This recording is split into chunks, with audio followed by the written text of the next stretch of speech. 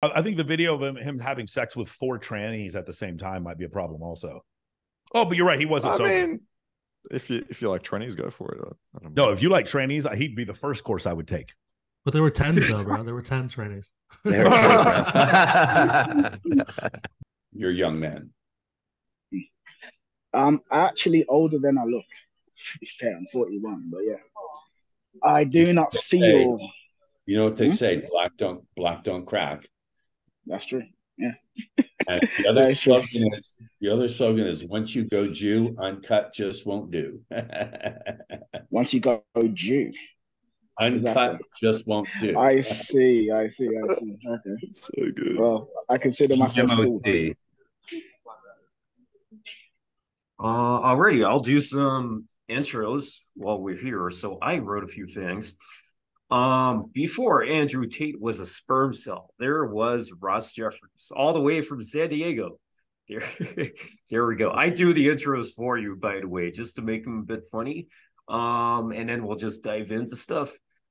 That one was gotta wait for him to join. And who else we got here? We have the best pickup artist 2023 in the house. We have Markus Wolf. What's going on with your beard? It looks like you're going gray a bit there or something. Yeah, I've been going gray for like 5 years now, my man. It's just growing out a little bit more, so getting old. Now that makes sense. Yeah, you looked a bit different. All right. We also got these guys have their own casting couch. It's Brandon and Jesse, just putting those two together because they're a team. We also have, I wasn't expecting Ciaran to be here necessarily because his schedule is so crazy, but we have Ciaran. It looks like he's on a phone call, so he's a bit busy. He's at the airport right now. So he's part of Game Global. So we have 2/3 of the Game Global team here. There should be maybe 1, 2, or 3 others joining. Maybe in the next few minutes, but we all got crazy lives. We got one guy at the fucking airport, so there we go. Let's dive straight in. First thing perhaps we could talk about is save that one for when the others come in. Lots of guys believe that they can't get women because of their height, their jawline, their skin color, or because they don't have a six-pack. How delusional are these guys? Go ahead. All right, so I'll go because I'm actually starting to board now, so I don't know how much time. Yeah. So it's like, I'll say this. They're generally wrong, but they are kind of right as well. I'll give an example. So for instance, I'm a black. Now there's I don't know if you could tell, but now there's this whole myth that women love black men and black men get all the girls. And it's like, there is a certain amount of women and fetishizers. Yes, that's true. But outside of the women who do fetishizers, and even inside of the women who do as well, there are those who just would not have the courage to get with one of them. And like, here's an example of what I mean. About a couple of years ago, I was renting out an Airbnb property, and I had Americans come and stay at my place. There was one girl, there was 3 guys. I hung out with them for like 2 days, and they all absolutely adored me. The guys thought I was the coolest thing in the world. As a result, the girl did as well. Second night, I sleep with the girl. Now, what does she say to me? She goes, "Oh my God, you're like no black guy I've ever met. You're like no black guy I've ever met." She kept saying. Now, the only reason I did sleep with her was because I'd spent 2 days hanging out with her and people she respects, i.e. her brothers and cousins. If I'd have just approached her in the street, she'd have told me to piss off immediately, 100%. Now, because I was in a place where she could get to know me and then see other qualities, I was able to overcome it. But, so to that extent, me being black wasn't a hindrance, but it was only in that instance. So it's like certain things that guys think are hindrances do hold them back, yes, but that doesn't mean they can't overcome it. But to say it doesn't matter at all would be false. That's my opinion. Alrighty, who's next? Jump in. I'll do it. Yeah, go for it, Ross. So I've been dealing with this for well over 30 years, since 1988, with guys who have, I don't do live seminars anymore, but guys have come to me for over 30 years saying, I'm too short, I'm too fat, I'm too old, I'm too bald. And I say, that's true. You're going to have much more of a difficult time if you don't have the right technology. If you have the right technology and the right understandings and the right way to use language, you can do some pretty amazing stuff. But it depends on your technology. Let me give you an example, Ice. Is there some kind of invention, some kind of technology that would allow you nowadays to get from Los Angeles to New York in under 7 hours? It's a no-brainer question.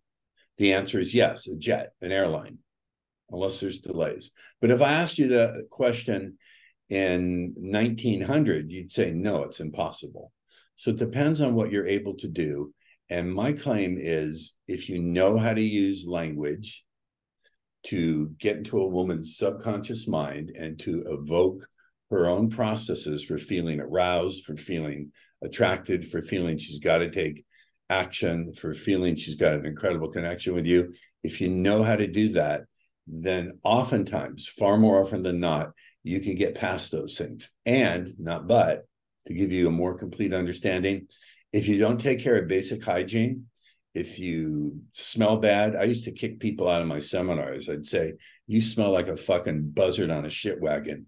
Go take a shower. If you don't take care of basic hygiene and you just need women in order to feel good about yourself, you're going to have one hell of a hard time.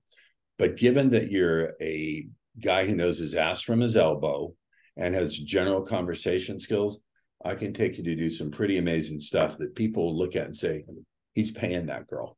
But in fact, it's systematic. That's and unless you have some familiarity with what I do, that sounds like a bunch of airy-fairy nonsense, but it's not true. And one more quick thing. My avatar, the demographic I appeal to, are guys who don't have time to take hours or days to let a woman hang out with her. They're not in a position to have a social circle, so they can't do social circle game. They don't have a setup where they're super rich or et cetera, et cetera. They need something different. So with respect to the opinions of everyone here, that's just my position. I'm sure my position is incomplete. It's subject to change, and it's subject to my being taught by other people how to make it better. Alrighty, nice. Yeah, just to note, this is Can I- not a debate. This is one of our discussion panels. But yeah, go ahead. Yeah, I'll jump in, just like going kind of back like, off you have what Ross to have said. self-accountability, which Go ahead, dude. no, hold on. I'm literally boarding the plane. Yeah. So yeah, you need self-accountability, and that's it. So it's like there are so many guys who feel like whatever their situation is can't be overcome, and they're wallowing in self-misery and self-pity. And it's like, woe is me, woe is me. And fundamentally, you have to stand up and say, look, this is my situation, whatever it is. I have one leg. I am black. I'm Indian. I'm massively overweight. I'm ugly. Whatever the thing is that you believe is a reason for why life isn't going your way, and just resolve to make things happen anyway. It's essentially about mindset. So like these guys here who are saying that they can't do what they want to do, they can't get women because of X, Y, and Z. That's the thing that they need to change. How they look at themselves and what they think is possible. But yeah, anyway, go on, Brandon. Yeah, I was gonna say, just it matters until it doesn't, right? It's like that saying, mind over matter, and if I don't mind it, it don't matter. So you could have all these things, but if you don't know the conversational aspect of things, like Ross is saying, then it all goes down the hole anyways. So it matters till it doesn't. And if you don't mind it, it doesn't matter. So I love that. That's genius. I'm going to steal that. Steal it, Ross. I'm copyrighted. So much. Yeah, I want to All add right. on to that. I think essentially it is somewhat of a self-fulfilling prophecy, right? And there's this whole black pill community that I think find it really comforting to have this belief, right? Like if you're a guy that is essentially an incel, you can't get any girls, women hate you, it's really nice to think Do you know the reason of this? It's not because of the behaviors I can change. It's because of the shit I can't. Okay. I don't have a six-pack. I wasn't genetically gifted. I'm not tall enough. This is my race. It's really easy, I think, as someone that's not getting results or success, to be able to blame it on things like that. It's kind of comforting in a way, but it does turn out like that. It is this self-fulfilling prophecy. So I think we do know, looking at the studies, that it doesn't matter that much. Obviously, it makes a difference. Obviously, we're attracted to this, but attraction is not just looks. It's also a set of behaviors. And if we look at the studies, women often talk about this, right? They talk about actually enjoying a guy that is a leader amongst men, that is more like charismatic. They care more about than looks as opposed to guys. So I think we project that all the time. We think, hey, we like a girl that's super hot. So we assume women just act the same when it comes to attraction, which they don't.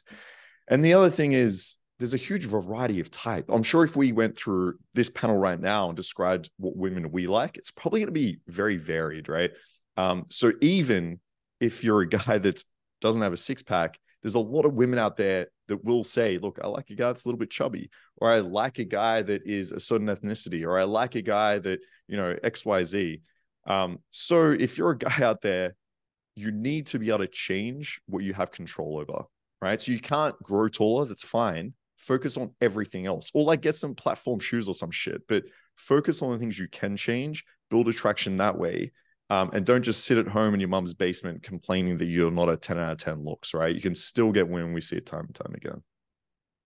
Self-pity is the, first of all, 100% of what you said. And self-pity is such a, first of all, it's unattractive, but second, it's just the biggest blocker in the world. Self-pity and envy. So I have people who are so envious of men who are successful, that reinforces their deep unconscious belief that they can't have it.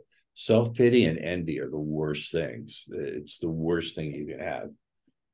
I'd rather have a huge wart the size of a watermelon on my nose than run around and walk through the world with self-pity. That's true. It's probably the most unattractive trait. Like if you speak to women, like a guy that's walking around like a fucking victim and just crying to himself all the time, like even if you're good looking, when you do that, it's super unattractive.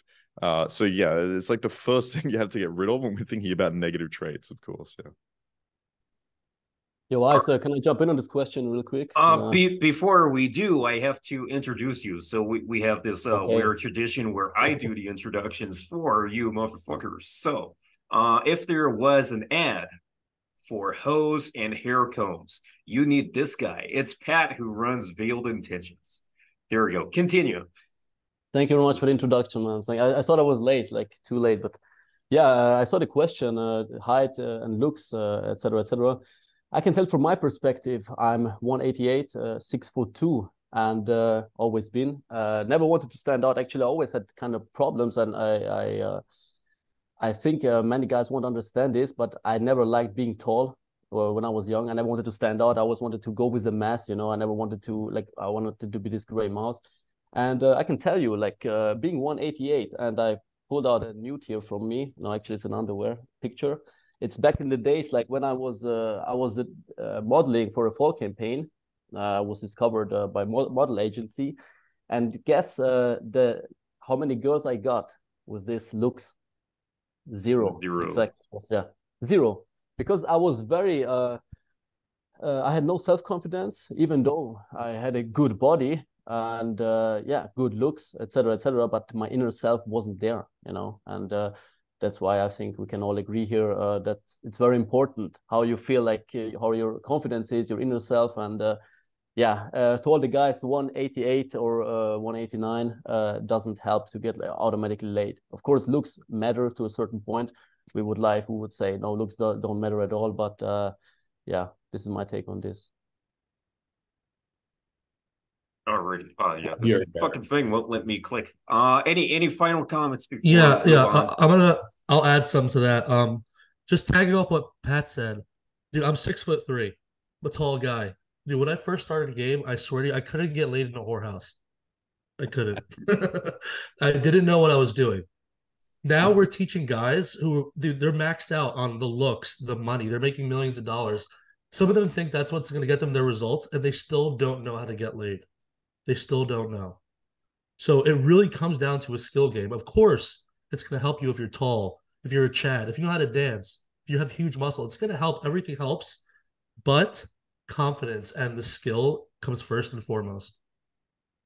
Alrighty. I think there's a theme here. So what I want to add, I'm normally not going to add stuff myself necessarily, but I think it gets to a point where there are so many guys who have this mindset problem where, just like some of you guys were saying, including Brandon, it's like only at a certain point will I be worthy to get women. That is not the case. Well, it could be a case to some extent where you could be so horrifically unhygienic, for example, and a very bad person. But we're talking extremes there. But in general, there is this mentality that a lot of people adopt where it's like, I need to make the money. First, I need to get a six-pack. First, I need to achieve this certain thing before bothering doing anything else, or before you are worthy of a certain result. So I think you should never stop your dating life or have a limiting belief on your dating life just because you haven't achieved a certain objective. Now, similar to what Ross was saying earlier, there has to be a point where you at least take care of yourself and handle the basics, of course. Yeah, exactly. But you have to, you can't hold yourself back at the same time from achieving other things just because you haven't achieved X in some other aspect. But either way, let's move on to the next thing. How can a normal guy gain more value in his life? So for dating in general, but also for life too.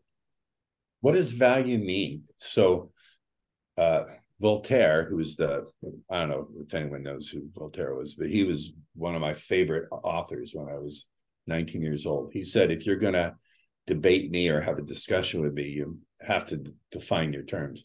What do you mean by value? I don't understand. It's such a vague term. People talk about sexual marketplace value. I don't know. I'm not trying to be difficult here. I really don't understand what you mean or what other people mean when they say value. I could say the value of a gold coin. It's right now equivalent to, I don't know the price, $800 USD per ounce. But it's so ill-defined, it's hard for me at least to have an intelligent discussion around it. So I would ping it back to you, Ice, and say, what do you mean by value? Yeah, you're right. So that word value is thrown around, and I actually completely agree with you on the sexual marketplace value. I never really bought into that term. It's like, okay, is there like a stock market for vagina and penis? I'm not sure that's how it really works. But value in terms of, yeah, I did phrase it in a bit of a vague way, but let's imagine, so you yourself said you deal with a lot of, let's say, busy professionals, for lack of a better term, and there are some guys who are millionaires, just like Brandon was saying, and they still don't know how to get women. So what kind of, not everyone's a millionaire. A lot of guys think or attribute money to being able to date more women, which is not necessarily true.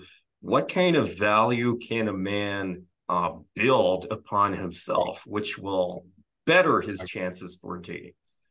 I think there's a couple of things. First of all, and is beyond confidence, beyond all that, is unconditional self-acceptance, that a guy who will accept himself and at the same time devote himself to where he wants to improve. Someone who accepts who they are and also is willing to set a direction and build towards their dream, to be able to take those two things, which seem to be a contradiction, but to put them together, that's number one. But in terms of dealing with women, I think the greatest utility value you can provide to a woman is to know how to give her the emotional experiences that she craves. One of my most basic teachings is women look at us through the feelings they have for us. This is one of the reasons why guys who are not super attractive or super successful can get women. They know how to create, and you don't have to do it in a way that's damaging, but women look at us through the feelings they have for us. So if you know how to evoke those different feelings, fascination, connection, as well as comfort and safety, arousal, if you know how to do that, and again, I'm going to keep coming back to language because that's my specialty. It's not, that's all I can speak about. If you can provide those emotional things and do it in a way where she can't figure out why she feels those things, because then she'll run it over in her mind. Why am I so attracted to Ice? I've never met anyone like him. And she'll talk to her girlfriends about it, which really hammers it even deeper. If you know how to do that, then I think that, and then finally having the skill to create a space where a woman can regulate her emotions better. People say women are crazy. Some women are batshit crazy, but all of them, most of them are emotionally unregulated. So if you can help provide something that helps her regulate, those are all things to me that will cause her to choose you above all the other choices she's got. This is just what works for me. Again, I really genuinely am here to learn from the other teachers and masters. So what I'm teaching is incomplete. It's just my model. I think that's ever evolving. Can I add to this? Oh, sorry, bro. Sorry, I'd like to add to this because I'm literally sitting. Yeah, go for it. We're gonna take off soon. All right. So, firstly, I'd just like to say that Mr. Ross Jeffries was integral in me losing my virginity when I did. So I just want to put that out there. Like when we talk about people being the real deal, well, Ross Jeffries is the real deal of the real deal. That's number one.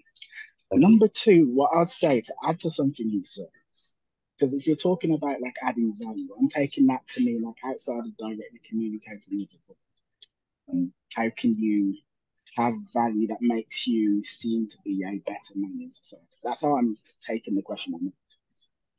I would say you have to do scary things. So like 99.9% of people just live inside their comfort zone, whatever that is. So I live here. I live in a small town called Birmingham. I work as a builder. I build during the day. I go to the pub with my friends, and then afterwards I go home and I jerk off the phone with them. And they just do that.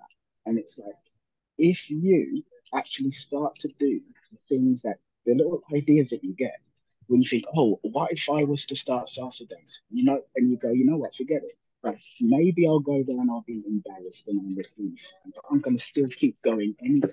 And I'm just going to do salsa dance. And then you go week after week after week, and then you become a really good dancer.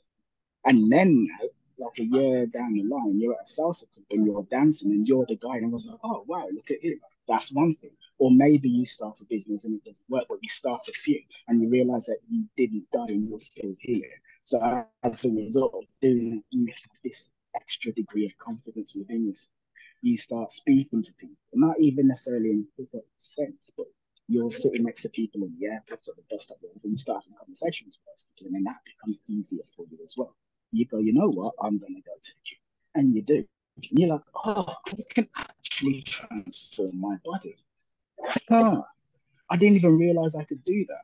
Because it's like this. I started working out when I was 14, and I was like a fat kid before then. And outside of like building muscles or something, what was really got me was this realization that I could actually create something for myself.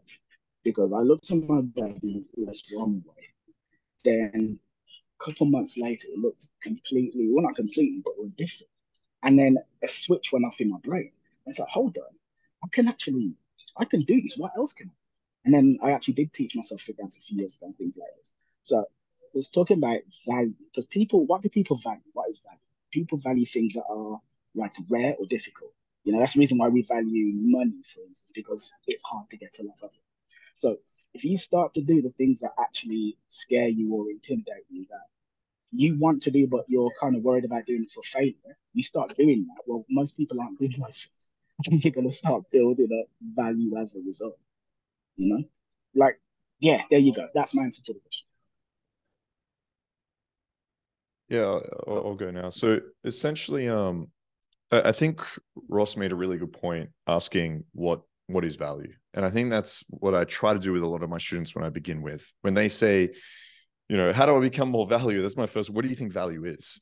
And essentially to me, it's going to be attraction. So we're looking at value from the women perspective. It's essentially, what do you find attractive? That is what's going to be valuable to you. That's what you're looking for. Now, it's going to be different for most women, but there's some general principles that I think are going to be the same.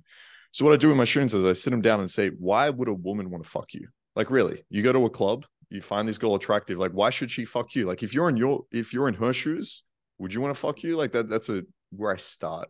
So I get them to write down why would this girl fuck you? Essentially, that's your value where you're at. And then I ask them, like, what can you improve on? What can we actually get better here? So obviously there's the general things like having more resources. So figuring out how to have like a nice job or, you know, get out of your fucking mom's basement. Things like looks that we spoke about before. So improving that.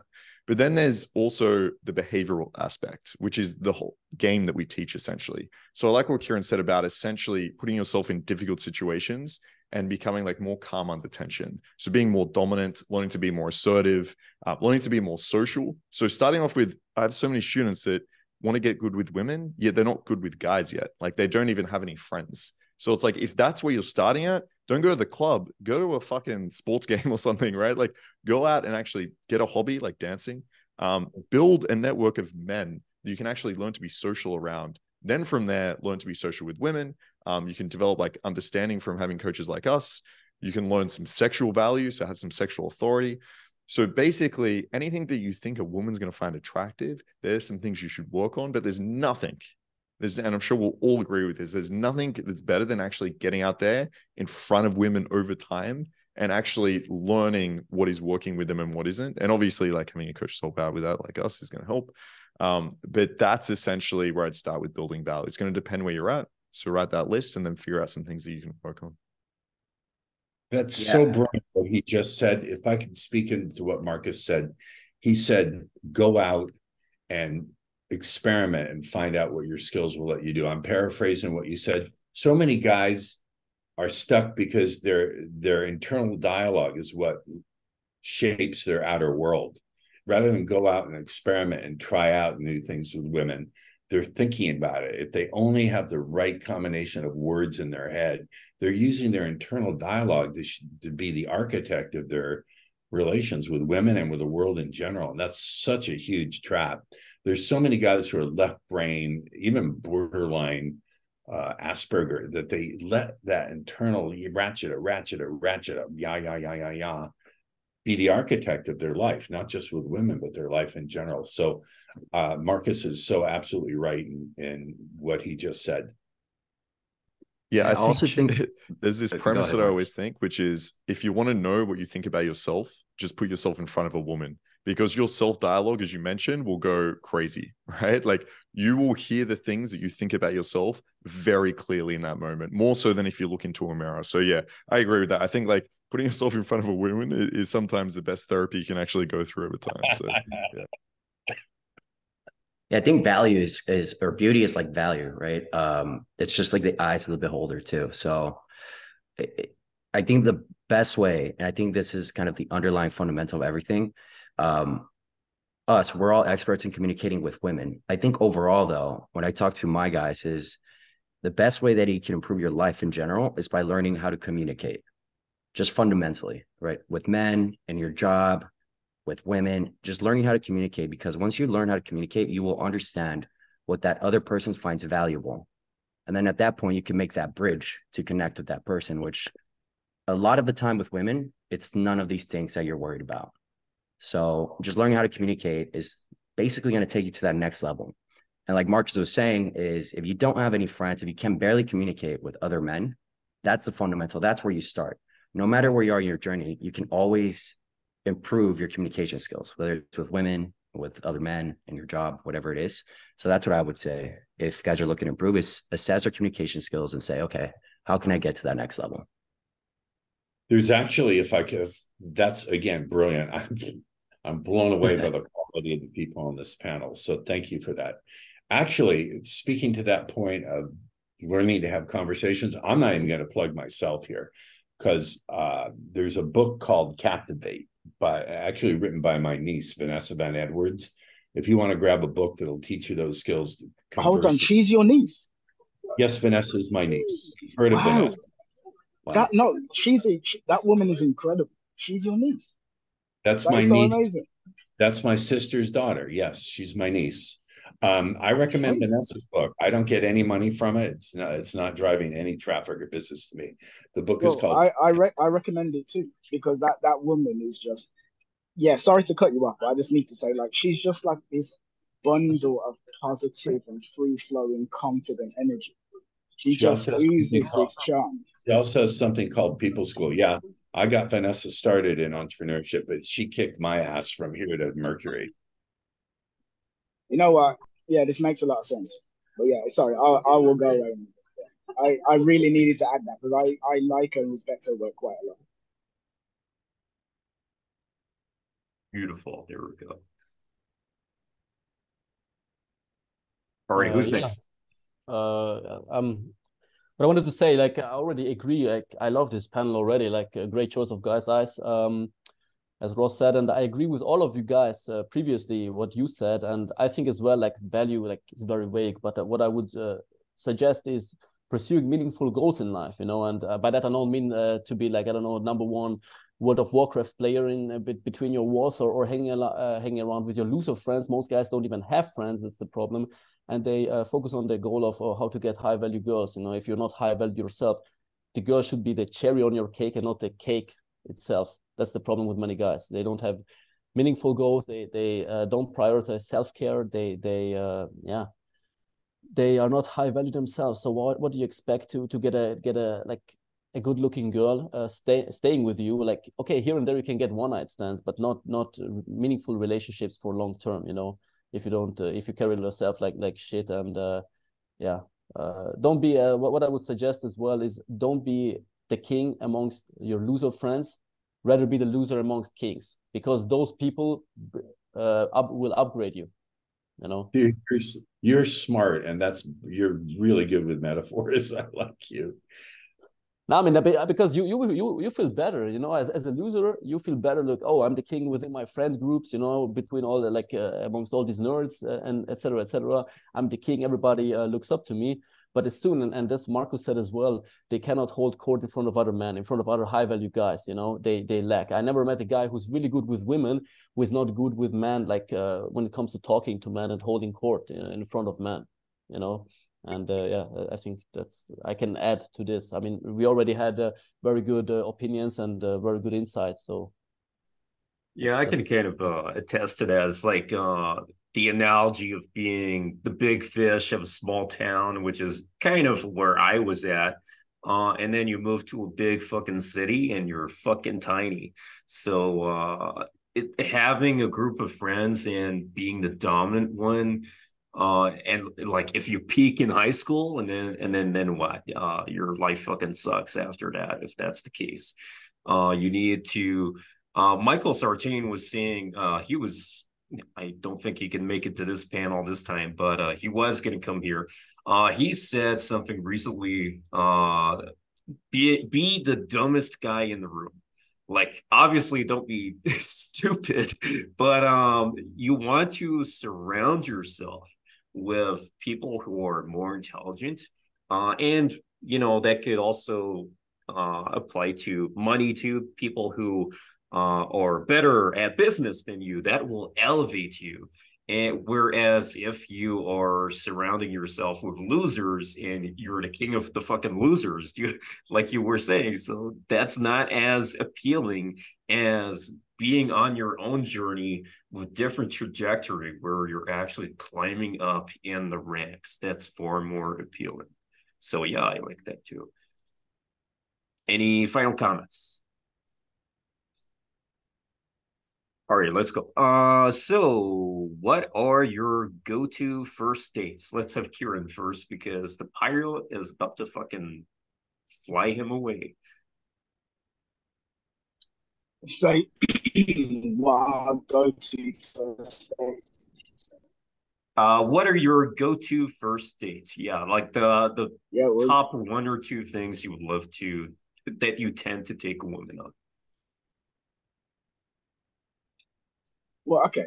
Back in the day, I used to always take women to comedy clubs. I can't remember why, but I think I was watching David D'Angelo's interviews with dating gurus or something like that.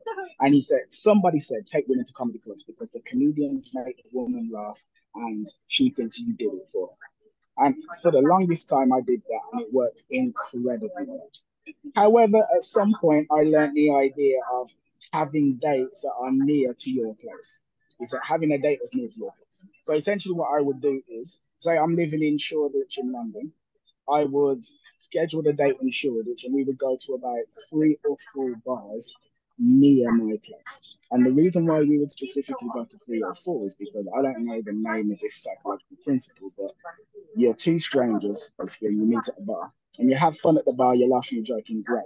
When you then decide to go to bar number 2, all of a sudden you go to bar number 2 as a unit, and maybe 10, 15, 20% of the ice between the two of you, the discomfort, it fractures from going from bar 1 to bar 2. Then you go from bar 2 to 3, it drops even further, from bar 3 to 4.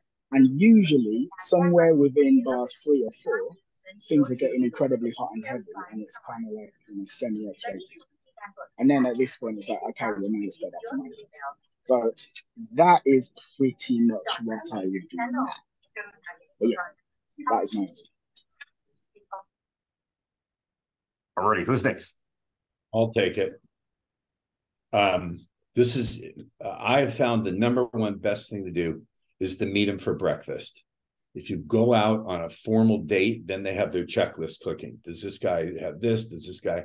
And there's a certain pressure to perform for a woman, even for a guy, not just for men, but for women to put their best foot forward. And oh, wait a minute, what if he's trying to take me home? Breakfast is so low key and so, and there's an implied time limit on it, and they can relax, and it's not like a date. Breakfast, and then this is very unique to me because I live near Balboa Park. I'm here in San Diego. Balboa Park is 3 times the size of Central Park. There's a Japanese garden, the Japanese Friendship Garden, very quiet. It's got waterfalls and benches you can sit at. And so I guess that would translate to some kind of outdoor thing, a walk in the park that's really particularly well laid out. But those are my 2 go-tos. Having dinner, taking people to dinner, it's noisy and high pressure. I don't want to do it. And bars, I'm too fucking old and I don't like noise. I can't take a lot of noise and I can't take smoke. So those are my 2 things. Yeah, I'm probably going to be a little bit different here. I think the ideal first date is just straight to the house. I just set up fuck dates. So girls can just come around to my bedroom. It's so much nicer. I don't have to get ready. The girl just gets here. She's usually prepared. So sometimes I'll like dress up in lingerie or ask what they want to wear, or like they're shaved and like they're prepared and ready for sex, which is really nice. And even maybe you don't have the compliance for this, but even going for it is really nice, because if I say, hey, just come straight to mine, this is my place, like how long will it take you to get here? Sometimes if you don't have enough value, the girls will say, look, I want to meet in public first. I don't really know you. I don't go straight to guys' houses. But now you can easily just say, okay, cool. Let's just meet around the corner. There's a bar there. We'll just grab a quick drink first. And so now the girl's already prepared. She's thinking, okay, I'm going to the bar. We're having 1 drink. We're seeing if there's chemistry. If there is, I know what the plan is. I'm going straight to his house. So, I used to do, as Ross said, I used to do the dinners. I used to do the loud bars. Now it's straight to the house, or like a quiet bar, 1 drink, max 1 hour. And there's less fucking around, right? You have the value, you deal with any potential objections or slut shaming, you get to go right over. And overall, it's a much better experience. At least I've found. Marcus, can I ask you a quick question? Yeah, bro. Because my plane's literally about to take off. So, do you ever date black girls? Say it again.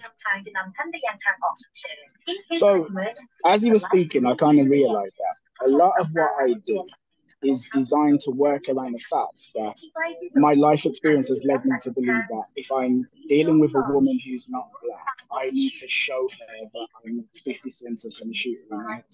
So a lot of my personal game is around basically saying, don't worry, I am black, but unless I'm dealing with a black girl. Now, so what I'm getting at is, personally, if I was like, say, if I match with some Chinese girl in London, I wouldn't do what you did there because, again, my life history will show me, okay, that's probably not going to work with me. But that I could do that with a black girl. What I'm curious is, are you doing this with women of all races? Do you believe that you could consistently do what you've just said with black girls? Yeah, it's going So to be is it something that I'm lacking, or is it just like is it just us playing to our strengths and weaknesses? Yeah, it's going to be a little bit different depending on, we could say like race or archetype of the girl, right? So I spent a lot of time in Poland, for example. So in Poland, it's very conservative, very Christian. There's a lot of Ukrainian girls there, which is like very similar archetype. And so those girls are going to be much more hazardous to coming straight to your place and give you more of like an objection of, I don't do that, that I must be taken for dinner first type of attitude. As opposed to like when I'm in America, right? It doesn't matter. Most Americans just come straight over to your fucking place, right? Or even here in Sydney, it's a lot easier. But yeah, I would find that somewhere like Poland, like Eastern Europe, is probably the most difficult to do this. So it does require more text time. So that's why like it's up to you in a way whether you want to spend more time building that investment over text. So what that would look like essentially is I will have sexual value. So I will get the conversation to a point where I'm like, listen, the men here are pussies. They're too weak for you. You need a strong, dominant man. You need someone that can take control of you in the bedroom. These girls are saying, yes, yes, yes. I have sexual authority of like, yes, this is part of what I teach, right? Blah, blah. Sometimes we'll mention how many orgasms we're going to give the girl. Like we get into this conversation. And then if the girl rejects that idea, I'm not that type of girl. The way I deal with them is I'll usually say like, look, I think you're moving too quickly. Dinner is like a third date type of thing for me. Okay. You're rushing into things. I'd prefer to take this slow. Okay. Let's start out by coming to my house. And then like if things develop and it gets a little bit more serious, then we can move to the dinner date. So I'm kind of like speaking the girl's language, right? Like, let's take it slow. Okay. And so, yeah, I find a lot of like great success even in Poland, but you're right. There's going to be more success of that in Poland than there would be, say, like America with a white college girl. So yeah, it just requires a little bit of finessing some of the time. I love how you flip the script, dude. You and I have to talk privately. You're a genius. No, for sure. Yeah, no, for sure. You put together a great fucking panel. How you managed to put together this kind of A team is beyond me. Congrats. A big up for Ice. Everyone clap or you're going to be executed. There we go. Nice, thanks. People have been loving this shit. It's getting all kinds of crazy comments, but yeah, seriously, guys, comment your questions for the next panels. Let me know who you want on the next ones, and for you guys too on the call with me right now. If there's someone you have in mind to join another panel, just send me their names later when we finish. Would love to have more guys. I of course have some repeats. This is Marcus's second time. This is Ross's second time, for example. But we got quite a few first timers here actually. But yeah, this is only the third panel. Let's keep this shit going. I'm gonna keep this shit going. So yeah, who's next? Marcus, I have a question for you. I'm sorry to step on. I've found that nowadays, and particularly at my age, I don't want someone coming back to my place that quickly because I don't know how it is where you are. Where are you at, Marcus? Where do you live? I travel all over. Right now I'm in Sydney, but I spend a lot of time in Europe and America. I just travel around. Women here in Southern California, at least, are psychos. I have regretted letting women to my place too quickly until I vet their level of sanity. And also, at my age, sex is work. I mean, my policy is I'm just being completely vulnerable here. In my case, I have to raw dog it. So women have to get tested. We don't do anything like fully all the way for at least 3 to 4 weeks. They have to get tested. And if a woman won't get tested, by the way, she's hiding something. I would never have intercourse with someone who's not been tested. I just wouldn't do it. So I don't even know if that's a question. Have you? No, it is a question. Marcus, have you found that having women come over that you don't know well has blown up in your face?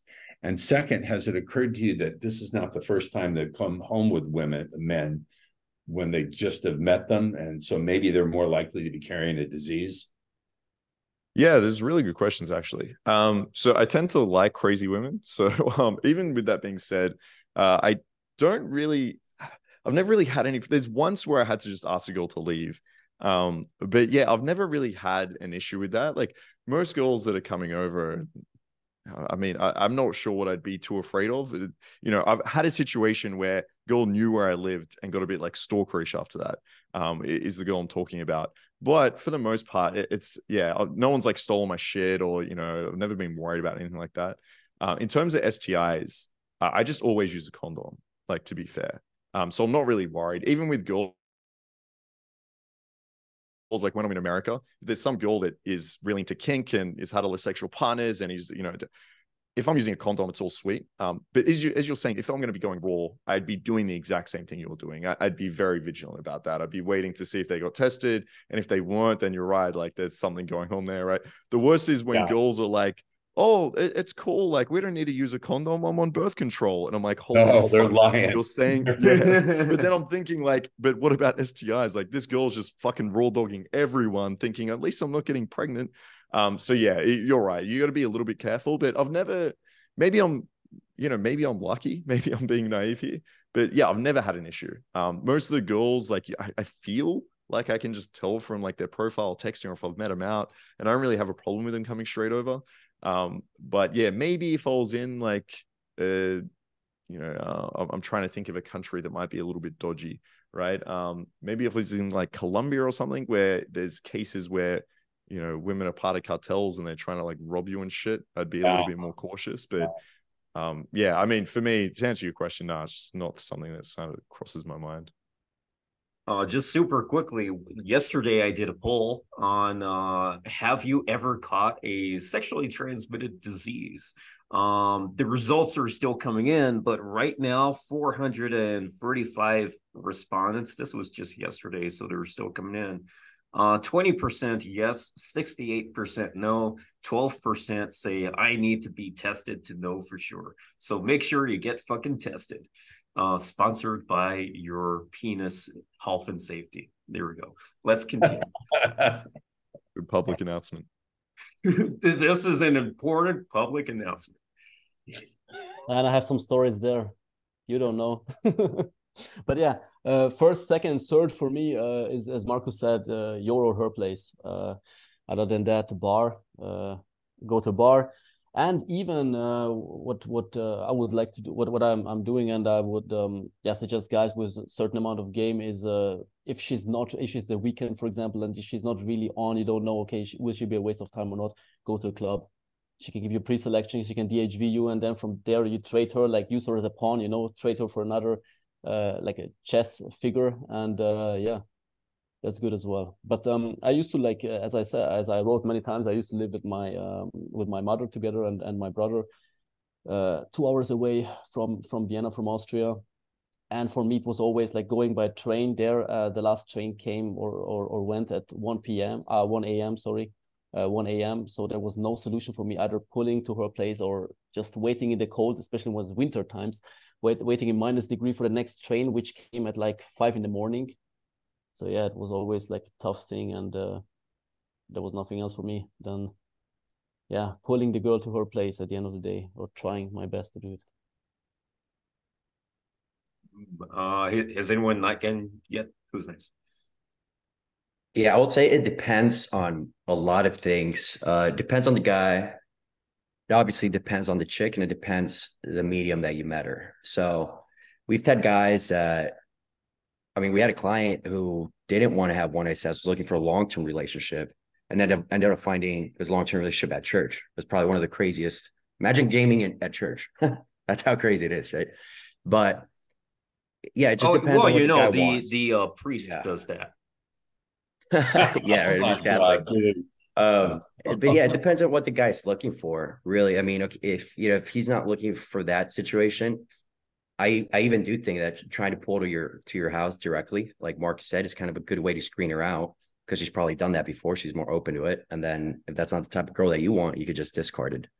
So yeah, I think it's a case by case, right? I have clients too where if, going back to the communication, they're like borderline autistic. If he takes them straight to the house, cops are going to show up eventually.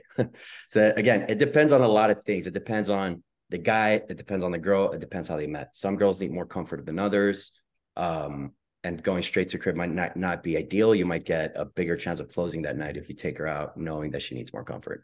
So yeah, I think it's a case by case. In general, rule of thumb, you do want to, if that's what you're going for, pull it straight to home, or you want to spend more time with her so you can screen her out if she's long-term relationship material. So again, long-winded answer, but I would say it depends on several factors.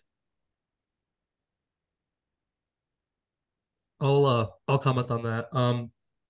Especially for you newer guys, I think keep it simple. Something like a bar, somewhere where you can sit side by side, especially. No crazy loud music, no live bands, nothing like that, and close to your house. I think Kayla mentioned that. Super close to your house. Keep it simple. Also, for pulling girls straight dates straight to your house, it works really well when you met the girl out already. Say you met her in night game. You already spent 2-3 hours with her. That's like a first date. Guys don't realize that. That's your first date with her.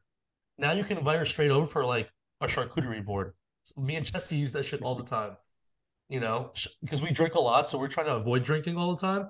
Charcuterie board straight to the house, especially if you already spent 2-3 hours with her. And there's no hurt in at least trying. If she doesn't feel comfortable, move right on. Okay, let's go, like Marcus said, a bar nearby. It's pretty simple.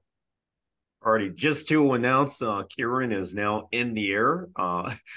I think, yeah, he's gone. He just lost fucking connection. There we go. So he's if you're wondering where he went, he's in the sky right now. If you guys are willing to go continue this call for the next 12 or 13 hours, he can join at the end because he's got an 11-hour flight.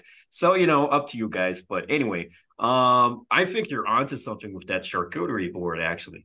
I have seen Tinder statistics. So Tinder actually gave me some data recently to help me with the second edition of the book, The Message Game.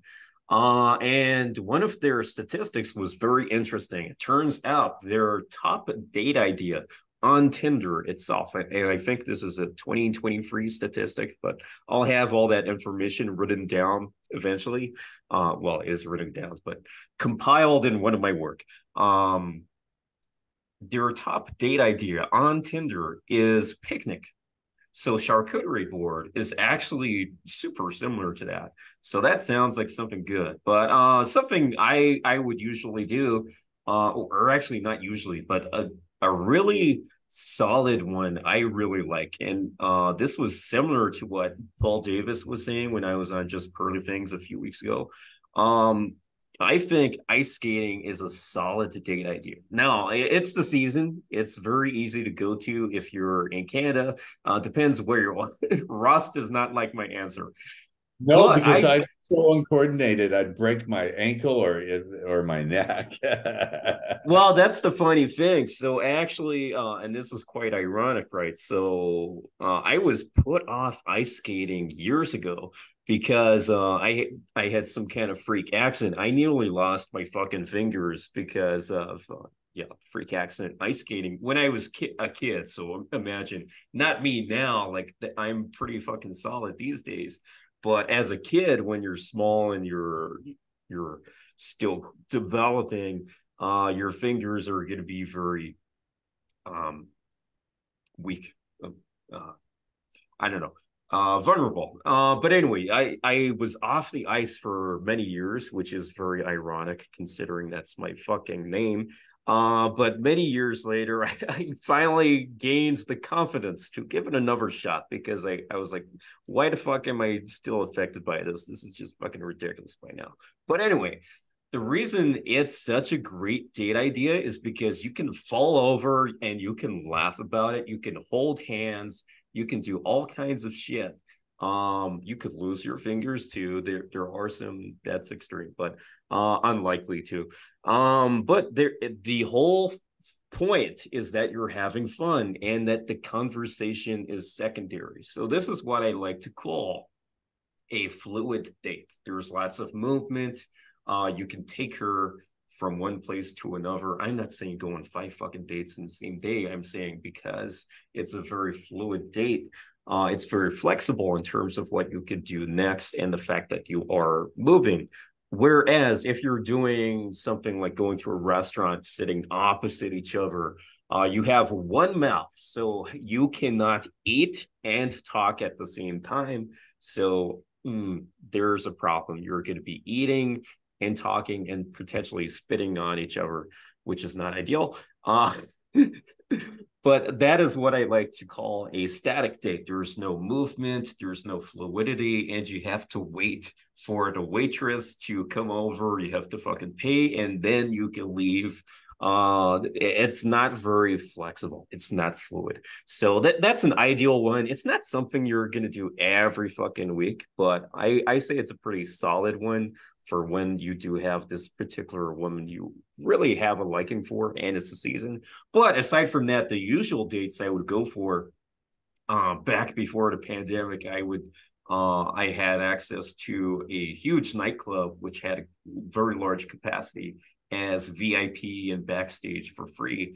And I would just take her there to the nightclub and I would get drinks for free. I don't drink alcohol anymore, but that was one of my go-tos. And another go-to of mine was just cooking at home. You can just go to the grocery store for like 15 minutes, pick up some ingredients, go straight back to the fucking place and cook some shit and then take it from there.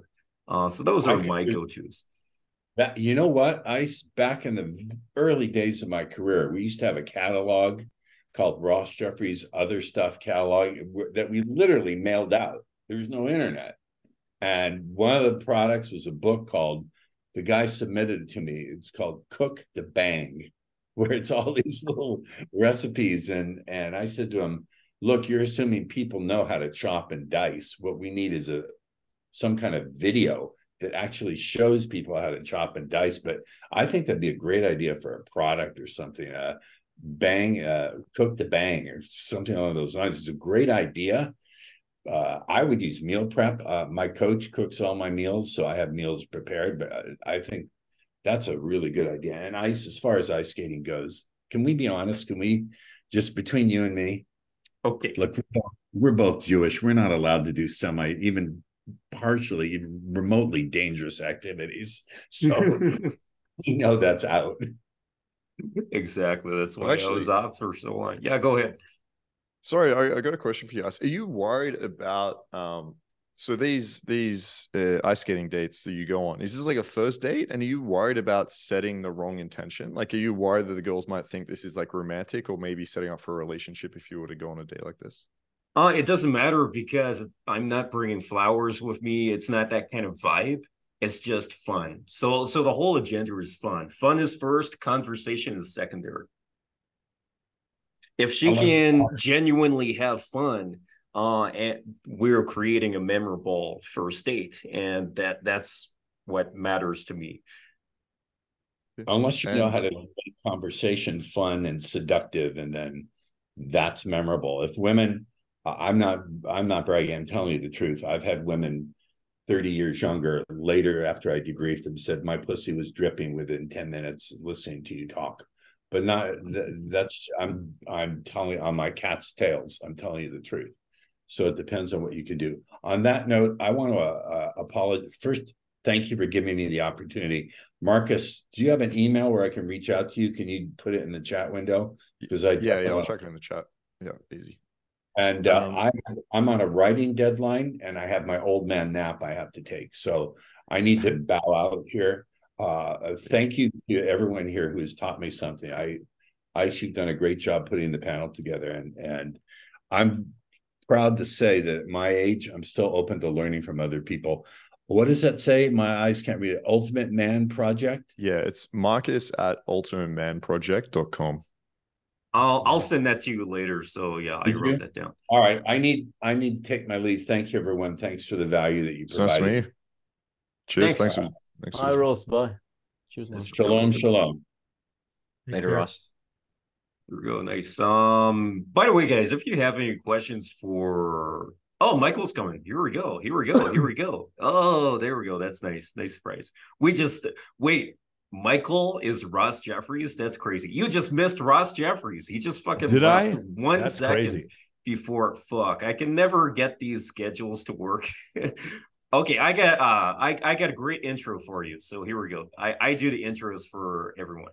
So you may have heard the lyric, I like big butts and I cannot lie. Well, Michael Sartain likes big titties. Yeah, that's my what the shot. Fuck? What happened? What are you guys doing? Surprise! There we go. I just came here to watch. I didn't know you guys were doing a debate. I didn't know what was going on. Oh no! It's not a debate. This is just our multi-coach panel or our dating coach panel. So we just have discussions and we see like what everyone kind of has very similar views on, and then the viewers can see, oh, right, that's definitely the answer. And sometimes there's variation, but this is definitely not a debate, just to note. But I got a question for you, which is perfect timing. It's a question for everyone too, but how important or unimportant are public displays of wealth? So I actually had a great conversation with you, Michael, a public display of wealth. How important or unimportant are public displays of wealth? So I had a great conversation with you about this kind of thing in Las Vegas recently, just 2 weeks ago, that you were telling me about. So could you tell us about your view on that? So I have a couple of friends who use wealth specifically to attract women. I'm specifically talking about some of these guys are trust fund babies. They're talking about at least 100 million net worth. And there's usually a Rolls Royce, private jet, a yacht, things like that involved. And what you're going to find is there's a certain segment of the female population that gives them no resistance, is totally fine with them having her as a primary and then fucking other women, totally down to look the other way. But that kind of is the end of where they can go with it. And what I mean by that is, so a lot of times these guys will say, hey, Michael, we want to throw a party. Could you make sure just don't let any hookers show up? They're looking to me to try to bring girls that are not only interested in their wealth. Now, in general, Evolution of Desire talks about this. Women are about 100% more concerned with a man's ability to procure resources than the other way around, than men are concerned with women. In fact, for most men who make a good amount of money, we're not concerned at all about what kind of resources a woman can procure. So what I found is rich guys will have a period where they'll use money in order to get women. It will work very well with a certain subset of women who are very transactional. That includes prostitutes, but not only prostitutes. We're talking about mild sugar baby shit, just gifts or whatever. Corey Yee was just on my podcast 2 weeks ago, and she talks about she makes a ton of money, but she wants a man who will spoil her additionally, but she's not going to live with him and he doesn't pay her rent, that kind of thing. And I also I talked to a girl the other day, and she's huge model, and she was mentioning something to the effect of I really like this guy, he's really good looking, but I needed at least $10,000 a month in order to stay with him. To me, the idea of $10,000 a month doesn't seem expensive, because I would never give a fucking woman $10,000 a month to stay with me. And so because of that issue, what I'll say is the money, if displays of wealth can help, but it will help with a certain type of woman. There's a certain level of what's the word I'm looking for? You don't look like you sleep on a fucking inflatable mattress at your friend's house. That's too little wealth, but also having the Bentley is maybe too much. We're talking maybe, I don't know where the point would be where you start getting limited, what's it called? Lower return. Bilzerian talked about it on my show. It's I know hundreds of guys who are super wealthy and can't get laid. There's a point at which it doesn't give you much more of a return. If you were going to ask me, does a V-shaped torso counter wealth? I will tell you in a lot of cases it will, unless you come off as homeless. I think a lot of times that's probably more important to get women who are not only interested in wealth. If you just want women who are totally transactional, wealth is a cure. If you want to have, I know some guys that'll go to Colombia. The standard of living is so much less there. They'll do what's, sexual arbitrage, where they'll go to a country with a lot of beautiful women and no middle class, and they'll go in there and just run through hundreds of women, have sex with them, and their money got them there. They didn't even need signs of wealth. They're deliberately paying women, calling it a harem, and then teaching a course on it. It's one of those situations. So to be fair, money will definitely put your penis in a vagina, but it might not be the vagina that you want for a long period of time. Very nicely said. And you yourself, how do you you run a very good business, and you don't, I don't think you're a very flashy person. So why is that exactly? You could have gone that way. Yeah. I have a 10-year-old Lexus that I drive with like 120,000 miles on it. I love, like, I don't really care. Like, the most expensive thing I think I own is my MacBook in my apartment. I don't spend money on shit. Part of the reason for me is that I need to handicap myself because I handicap my students. Some of my students don't have a lot of wealth, so I can't teach a course. I was joking with Grant Miguel. We should do a course, how to pick up women using only $100 million, right? No, what I do instead is I'm gonna show them how to do it using no money. This is like the first thing people say when they see my course is, oh, obviously you pay these girls to hang out with you. And no, that is the first thing we talk about in the course. Absolutely no money. So if I can teach my clients to do it with no money, then I have to do it with no money. So it would actually hurt me if I bought a Lamborghini. I think it would hurt my business. Exactly. Very interesting insight. What about the rest of you guys? Public displays, just to repeat the question, how important or unimportant are public displays of wealth? Oh, by the way, if you're running a business, they're very helpful. They're very helpful. We're talking about, that's completely different, because they can show signs of competency and success. That's good. As far as getting women, there's a certain type of woman who's going to be 10 out of 10 interested, and a certain type of woman that's like going to be, he's hot, but he's rich, but he's fucking fat and ugly, and I'm not going to have sex with him. Yeah, I mean, I agree. I find it pretty helpful when I show up to dates on my like private jet or take them on my yacht, you know. So I think it can be helpful. But yeah, I agree. Like, there's two different types of wealth being attractive, which is, one, as you mentioned, is just the resource. Like a guy that won the lottery and a girl's like, oh, I want to get on a date with that guy. Like, set me up. Yep, he's got money. Or the girl that's like, okay, this is a man that's built himself from the ground up. He must be a leader. He must be super assertive. He must be intelligent. He's got all these characteristics. It's kind of like pre-selection, but instead of like having women around you, you got like a business around you. Yeah. And so you've got all these like super positive traits. And you actually, you can pick up on women that can identify the difference, and you'll hear what they like about you.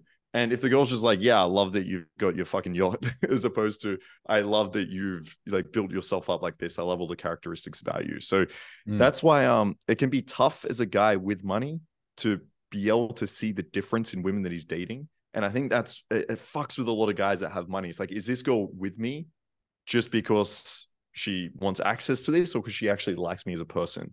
So for those guys, they tend to withhold showing any signs of wealth, which in my mind, again, it's kind of this catch-22 where it holds them back from actually getting more attractive women, because it is an attractive trait. So it can be tough. But yeah, you just got to get good at filtering out the fucking sugar babies, you know? Yeah, I think it's okay to display it if that's what you want to do, like as a guy. If you're into cars, if you're into watches, you can always display it, but you can't lead with it. If you start leading with it, that's just a downward spiral for yourself. So yeah, if that's what you like, you know, if you're into fashion, whatever kinds of displays you want to do, sure, go for it. But just never lead with it, because you're going to attract the wrong type of women. And by not leading with it as well, you're going to be able to filter those girls out. So do it because you want to do it, because you like doing those things, but never lead with it. And the second, you know, you have to check her because she thinks you're leading with it, just check her and then move on to the next one. Because you don't even want, most guys can't. Yeah, it's impossible for every guy to be top 5%, top 1% of the population. So you do whatever you want and then go from there. You also can't get out of it. So once you lead with money, you always have, it's like taking anabolic steroids. Once you have a super physiological physique, you can never maintain that without taking anabolic steroids, because your body's ability to produce testosterone is reduced. It's the same situation here. If you see a guy who gets addicted to hiring prostitutes, there's some of the hardest clients to get off of, because as soon as they get any kind of rejection, or the world doesn't go the way they want, they know they can always get extreme sexual validation by using money. And if they're super wealthy, money doesn't mean that much to them. Money doesn't mean as much as the rejection does. So that's another thing why I really, really advise men to not go down this path, because once you do, it's almost like, again, when you take heroin, your body does not produce opiates at the same level, and therefore your body's ability to fight off pain is lessened. It's the same situation here. If you're consistently getting sexual validation from women that you paid, when you receive rejection, you're going to immediately go back to that. Yeah, it's basically path of least resistance, as Michael said, and I totally agree with what Michael said and the other guys as well. I think, yeah, me and Marcus have a video on the Passport Bros, taking the Passport Bro card and moving to a third world country, you know, and you know my opinion. So yeah. And majority of the time, what makes them attractive is how they got that value, how they got that wealth, which is the underlying features of being ambitious, being driven, being goal-oriented. That's what's actually attracted to the girl. And if you could display those features versus leading with, you know, monetary value, I think that's what really counts. So Ice, like giving a speech on a stage with other successful men is a way to show you he probably does have money, but he's showing success instead of the money, right? Having a bunch of employees or testimonials to your business, or having, like, for instance, if I got an interview, if Grant Cardone came on my podcast, that would be there's a lot of women who follow him. A lot of women would be like, wow, Michael must be doing really well with this podcast. It's almost like a sign of social proof that you can do without deliberately saying, we made $3 million this month. Here's the money in my bank account, which is a little bit more overt. You can covertly show signs of success without showing signs of money. Yep. Oh yeah, absolutely. Any final comments before we move on to the next part? Alrighty, let's go. What are your views on the whole red pill thing? Let's have Michael start this one again. I've been wondering about this. Yeah, so there's Christ, there's Christianity, and then there's the church. Those are three different things. Christ was perfect. Christians kind of fuck up sometimes, and the church isn't a person. It just kind of does whatever. There's Rollo Tomassi, there's the book The Rational Male, and then there's the red pill. Those are three different things. Rollo does not fucking hate women. Rollo is actually pretty politically moderate, and he gets misquoted all the time. I literally heard Lotus Eater the other day, just the other day, when his interview with Alex Date Sykes, saying something to the effect of, they're all saying that 20% of the men are fucking 80% of the women. No, we're not. No one in Red Pill said that. No one did. What they did was they quoted a Tinder, Bumble, and Hinge study showing that 80% of men on dating apps are deemed unattractive. Red Pill. So I distance myself from Red Pill. I say Red Pill adjacent. In that Red Pill is a study or an obligation to objective truth. I'm pro Red Pill. In that it includes prescriptions that include hating women. I am not red pill. I have no connection with that. But most importantly is the guy who made up the term back in 2003, who started using it in the manosphere, which was Rollo Tomassi in 2003 in the So Swab forum. He doesn't have those feelings either. We have shows in Vegas, Access Vegas. Afterwards, the girls fucking love Rollo. They want to hang out with him. They love fucking, he's super charismatic dude. But what happens is he's surrounded by the mana swamp full of people that are very fucking angry, and it taints the whole thing. So for me personally, I would just abandon ship and be like, let's just stop calling this red pill. It's just fucking ugly what's happening. It also, the other issue is it gets me a lot of airtime on certain shows, but like, I don't think it's funny, Chris Williamson messaged Rollo or messaged Myron Gaines the other day to like go on to talk to him, whatever, but won't go on his show. It's one of these weird things. Like Scott Galloway and we message each other, but I don't think Scott Galloway wants to do my show because of my affiliation with some of this stuff, even though I'm using his data.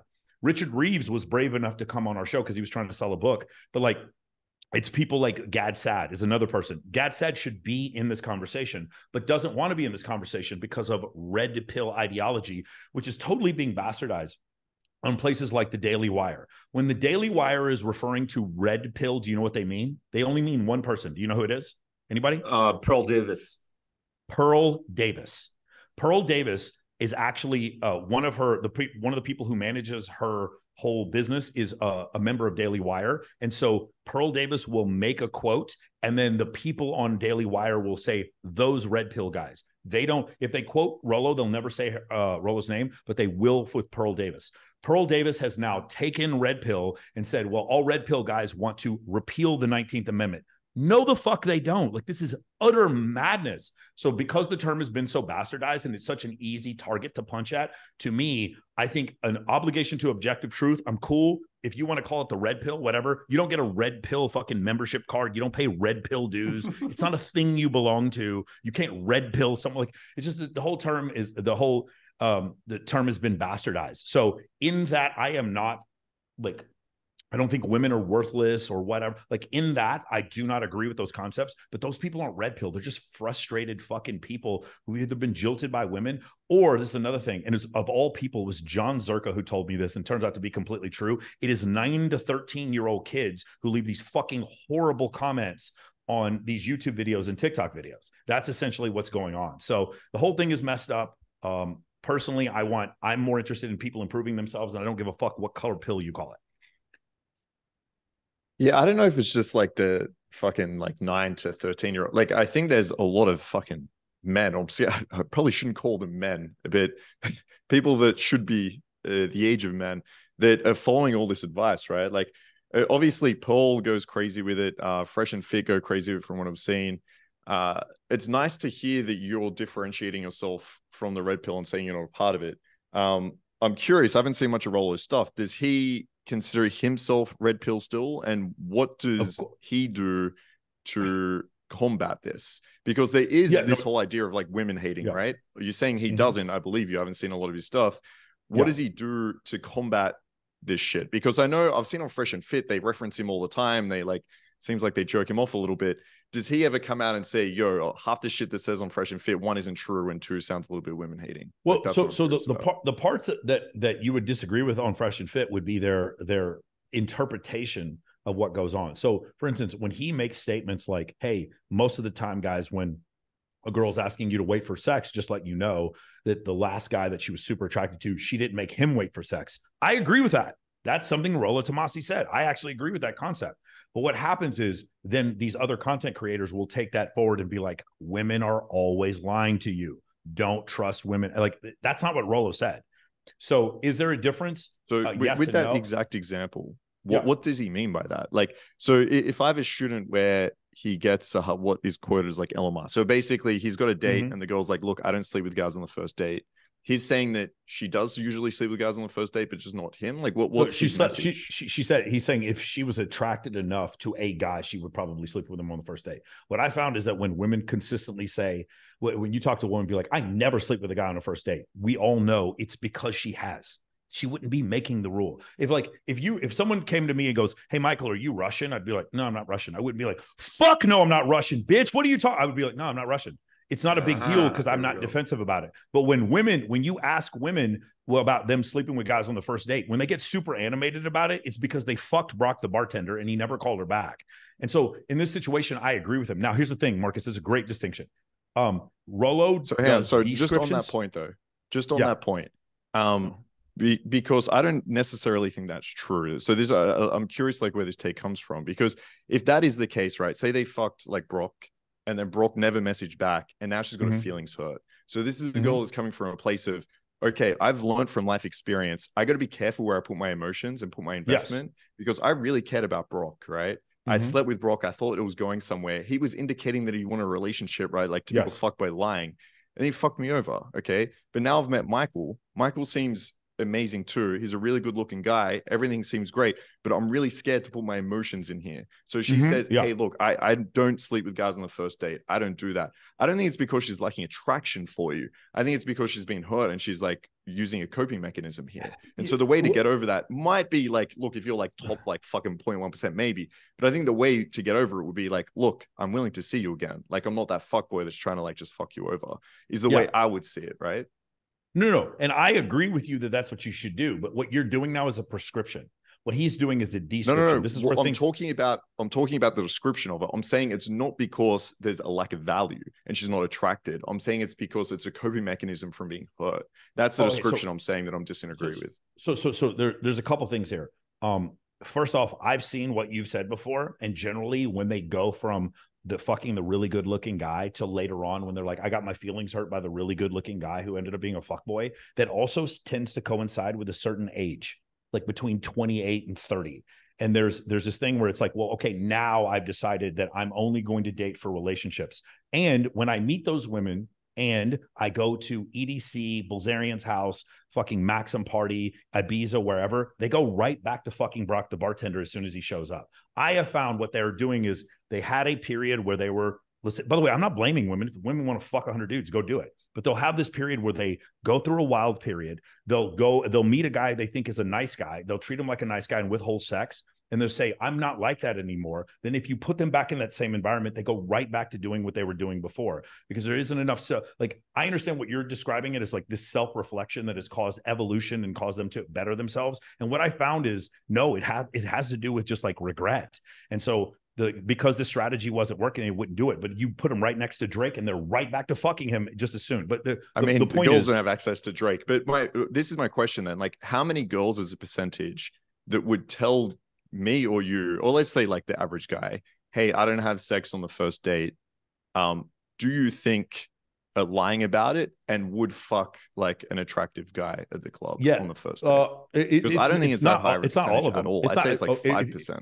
No, if they're over 30, I think it's a high percent of them that wouldn't fuck on the first date because they're trying to procure resources. But Marcus, but this is different. These are girls looking for a relationship. So that's like, so these would be, as a description, I agree with this. As a description, these would be the girls that would say, okay, I'm 30, I'm looking for marriage, right? Mm-hmm. That's it. Yeah. And I've fucked a lot of these girls where they tell me I'm looking for marriage, and I'll say, okay, look, I'm not, but we can just have fun sex for one night if you want, Marcus, right? They'll be like, yeah, sure. And then they'll go on and look for marriage somewhere else. I think we're getting a bit off topic here. Oh, sorry. Let's save this for another debate. Okay, I know we got like chatting with Michael. I'm sorry, boys.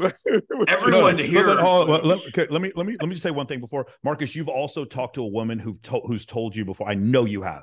I don't sleep with guys on the first date, and slept with you on the first date. I know that's happened to you before. That's happened to me over 50 times. The reason is not because I'm, let's say, more attractive, even though I am, but I'm saying it's because I deal with those concerns that she has, which some concerns are going to be, I'm looking for marriage, and I'll just be clear and honest with her. All the other concern is I've been hurt before. And then the way I deal with it is like, look, I can have sex anytime I want. Like, this is not a big deal for me. If we're going to have sex, it's because I want to see you again. I'm not going to just have sex and ditch you, right? Yeah. That's not what I'm doing. Yeah. Once the girl believes that and I'm not too pushy with it, she's like, okay, I'm not going to get hurt. Let's go for it. Sure, there might be like some fucking whores out there that are just being like, I don't have sex on the first date, but I think it's like a really small percentage. And like my point with this is that I feel like some of these messages are misconstrued, and I don't think they're actively corrected. I think there's a lot of women hate out there that could be sold if more guys would just come out and be like, look, this isn't the case. Okay. You don't have to like go down this whole thing. Every girl's lying to me. Every girl's just looking for a better guy. I think we can all do a better job of like putting a message out there that women are amazing. Some of them are shit, but most women are amazing. And like, we can co-inhabit and have great relationships, which I know you believe in. I just think there's majority of the red pill space. I'd say like literally 95% that is just spreading an awful message that is like not good for men or women at all. So I would look up Rollo's his messages on red pill rage, where he talks about, and by the way, this is how he ends his book. He talks about this thing. You're going to learn things that are going to make you upset. And when you do so, at first, you're going to feel like kind of disappointed, and then maybe you're going to feel some anger. But it's important to understand that women and men are better together. Now, here's the thing, Marcus. If you were to go look at that message when I think it's in one of his forum posts, it gets very few views compared to I don't wait for sex. It's just what happens is there's red meat and then there's the vegetables. And what you're talking about is we love women. Women are great. Men and women are better together. Those are the vegetables. A lot of people don't want to consume them.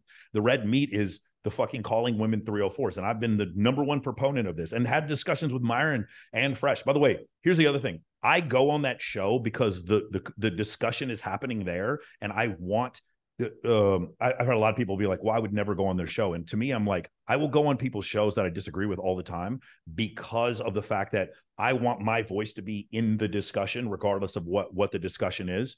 And so, I think it's healthier for me to be there than it's just Jesus Christ eating with the fucking tax collectors and the prostitutes. I would rather be there around people that I don't fully agree with, because at least the voice gets heard, as opposed to what I hear a lot of other people do. And I'm not saying you guys do this, but a lot of other people do is they'll be like, well, I won't go on that show because I don't agree with everything they say. I specifically go places where I don't agree with what they say. No, yeah, I appreciate that. And I think that's a really good thing to do. And I think it's good to speak out against them. And that's why I was just curious if Rollo's done that, because as I said, I haven't like looked at a lot of his content, and I don't know if he does. I get the feeling that he doesn't, based on the way like Myron speaks about him. But if you've got like videos of him being like, "Yo, what Myron said about this was incorrect," and but he's not going to chastise Myron. Yeah, we have loyalty towards Myron. Myron is our boy, but Myron deals with things in a way we don't. Also, Myron deals with things in a way that a Muslim man he has a very fundamentalist Sudanese Muslim understanding of like the male and female dynamics that most people in Western society would consider to be misogynistic. Just don't be Myron if you don't want to do that. But I'm not going to sit there and just be like, do I think that like Myron does stuff where he's like rude to women, is it uncomfortable to me all the fucking time, and we talk about it sometimes. You know who else it's uncomfortable to? Fresh. It's comfortable to him too. But that's the thing. Yeah. So Myron, I think like if I'm friends with someone, I'm like loyal to someone, I wouldn't let that loyalty stop me from having those disagreements, right? And stop me from like speaking out about it. So yeah, I mean, if I was Rollo, I'd be encouraging him to do it publicly. And but as you said, like I think a lot of the audience is going to be compelled towards the content that is like fuck women, essentially, right? Maybe not in so many words, but like women deserve lefts, like blah blah. I think a lot of incels, they love that, right? So if you want to be successful in this space, like that's one way to do it, and I feel like that's what they're doing. So it's going to be hard to speak out about, which is probably why he hasn't. But yeah, you understand, Myron owns 16 houses. Myron makes videos all the time about like the best credit card as far as points to fix your credit score. Myron consistently has federal agents on there to talk about how the federal government works. Myron talks about geopolitics stuff, and none of you guys watch those shows. Then he does after hours, and they make $100,000 a month from super chats. That's just the world I'm saying it's a successful business. 100% successful business model is to say like, okay, guys, listen. Women, the reason you don't have success with women, the reason you're not getting validated as a man is not your fault. It's all the women. They're the worst. They're just looking for the next best guy. They're just trying to get with some ex-celebrity. He blames the men. Yeah, he holds men very accountable for being simps. He calls 99% of men simps. If you want to say his argument is negative, it is, but it's negative for both sides. I would not argue the way that Myron does. And I specifically have told people before. I'm sure if we asked all the guys on this panel that has ever seen Fresh and Fit, if we think about the proportion of the message of, okay, men, it's your fault compared to women, it's your fault, I think we can all say by far, like the huge emphasis is always on women. Like he might say, guys, you need to get your shit together. But with women, it's more calculated than that. With women, it's there feels like a lot of resentment. Like it feels like he's the guy that got hurt and was like, I don't do one night stands anymore, but the male version, right? I don't know about that. Myron is like swimming in fucking women, dude. He's got like a main and then like 4 that like make his like clean his apartment. I'm not saying he doesn't have women. I'm saying he has women in a very avoidant sense. Like I'd be very curious to see intimacy with Myron and his girls, because what it feels like is very avoidant, and what it feels like is trying to avoid ever being hurt. If I'm just looking from the outside, that's what it appears like, and it seems like somewhat resentful towards women. Whereas someone like yourself seems like you love women. Like I don't get the message from you that it's like, oh fuck, I'm trying to avoid any intimacy or relationship, and like I'm so scared women are gonna fuck me over. You seem to, even from a friendship point of view, love all women, right? And that's what I'm saying. Like, I don't know about Rollo, right? Like from the things I've seen, I don't get that message as much. Loves women. I don't get that pushback as much.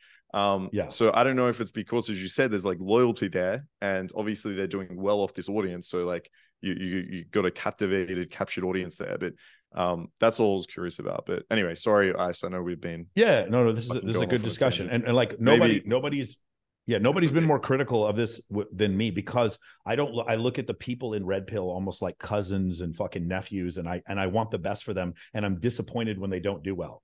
Like I'm just the thing is, if you were to talk about the amount of time he has talking about each one of these subjects, it's about equal. But what happens is I have the same issue. I have editors that will take my clips. There's this one YouTube channel. It's called MOA.podcast. And all they do is take the most inflammatory shit that I say and put it up there, and it's killing us. Like, it's not killing us, but like their YouTube channel is growing faster than mine. I talk about aliens and inflation and all kinds of stuff. When I talk about this stuff that has to do with Red Pill, it's like 100x more popular. So in a part, you could say the algorithm rewards some of this type of behavior. Because I promise you, if it was a situation where this wasn't being rewarded, Myron wouldn't make content like this. Just look at that's what I'm saying. Like, that feels a bit disingenuous. Oh, sorry, Ice. Go for it. Yeah, but no. Here's the thing. I'm making content on 10 things that I think are true.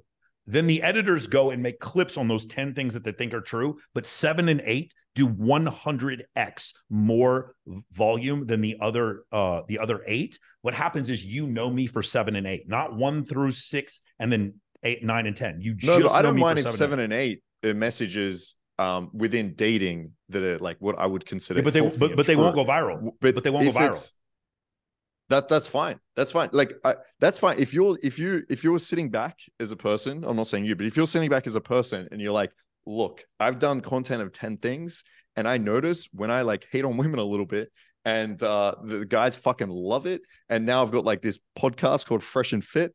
And yeah, maybe it started as like we're going to do like 10 subjects, but what I find is when I just hate on women, fuck, every incel in the world is jerking off after this, sending me super chats, like blah, blah.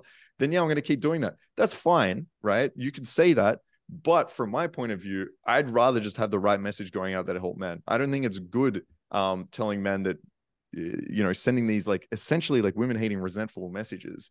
And like for me personally, I'm like, even right now, I'm going to be someone that like has some pushback here. Is saying like, no, these stats aren't right. This idea that women are just looking for the next guy and are going to cheat on everyone and don't give up, it's not true. Like in everyday life, we all know we've probably all got amazing relationships with women where we're not worried she's going to like go fuck the next, bartender or some shit. I'm the last person I'm worried about is a bartender, just quietly. But yeah, I get it. Like if you want to make money off what I would consider a false message, whether you believe it's false or not, I'm always going to push back against that. Yeah, I don't think it's false. I think the words he uses are extreme. And I think what he does is he exacerbates a certain part of the message that he talks about more than other parts, but also that part of the message goes viral. As far as him internally, I mean, I love hanging out with Myron. He's great. He takes us to dinner every fucking night we go out there. He's the most magnanimous person, but that's how he is off camera. On camera, he's making content for his clients. And you're saying that's disingenuous. I can see how that's a conflict of interest. I do see other people trying to do the same thing. A lot of other people trying to do the same thing. And you could also talk about all the people's careers he's launched from being on that show. But like, when you understand the dude was a federal officer, owns 16 houses and all the other things he talks about, he literally does a show on serial killers. That's phenomenal. It's called Fed It. It's terrific. But people just don't watch it.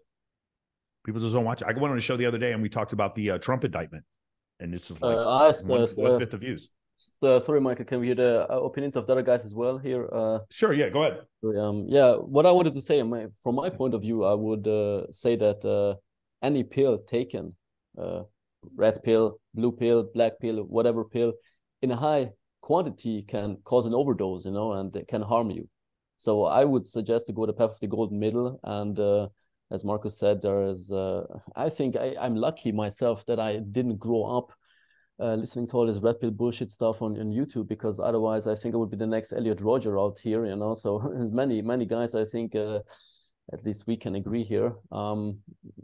That's quite refreshing. It harms them. It harms them more than it helps them, Yeah, that's quite refreshing because because we're shifting there's away too much here, and it's like if you're talking about having sleeping eyes here, so if you're talking about hoes all the time, it's like, okay, what has your life become at this point? Just like Michael was saying, red pill rage. It's like I get what all of you are saying. It's like it goes to these extremes because that's what people pay attention to. It's like social media, there are filter bubbles, and you know what gets attention on social media? Opinions. People fucking fight in the comments about opinions, and that's what drives the traffic. So that's what drives this shit too. But I guess I can at least give credit to Myron and Fresh and Fit in general, because they're still doing these other things. I'm going on JustPearlyThings on Thursday. JustPearlyThings, she's got nearly 2 million subscribers, 1.88 million right now. I really like Pearl, and I think some of the stuff she says is just crazy. But I like her. She's super nice to me. I text her every once in a while. It's fine. The problem is, like, the conversation is going to happen. Are you going to be a part of the conversation or not? For me, some people are like, I can't believe you would be a part of that. You guys saw I debated Nick Fuentes, who's a fucking white supremacist. Like, I just don't care. Like, I am only about, like, having open Discord. I am a full and total proponent of the First Amendment of the U.S. Constitution. You need to be able to speak, and I want to protect other people's right to speak. I do not agree with hardly anything Nick Fuentes has to say, and would be willing to go to war to fight for his right to say it. Yeah, and you know, if you look at it on the flip side, if you're let's say this might be a big extreme. Let's say if you're a coward about it and you stay away from this type of person, you don't make appearances on these people's shows, then you're just restricting yourself because you're not participating in that conversation. Yeah. It shouldn't be a game of person versus person. There should be a discussion. Well, you know what? Destiny and I are friends, and Destiny and Rollo really don't like each other. Me and Pearl are friends, and they don't like each other. I'm friends with some people. Like, I'm friends with Zerka, and Zerka and Andrew Tate don't get along. It's just one of these situations where, like, I've chosen to express an idea and not make any of it personal, and it's worked out pretty well. Are some of the messages bad? The thing is, no one's going to make Fresh and Fit go away. Man, I'll tell you, the other thing that's happened, though, I will say, is the Aiden Ross sort of Logan Paulification of these content creators, where everything has to be massive and extreme.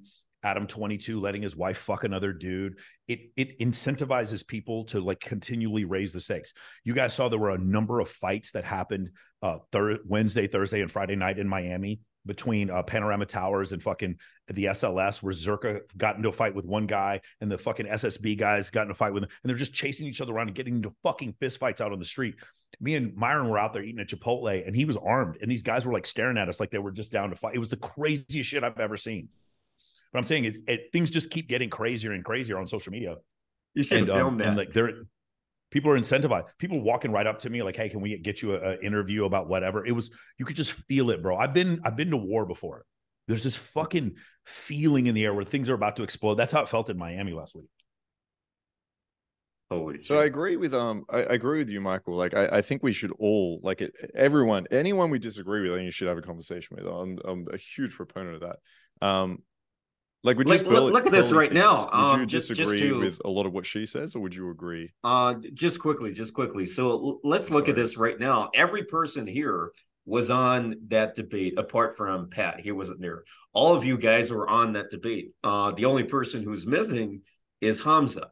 He's the only person who's not here on this panel. All you guys were on the debate, and we're having this friendly discussion. So it's not like we're fucking enemies.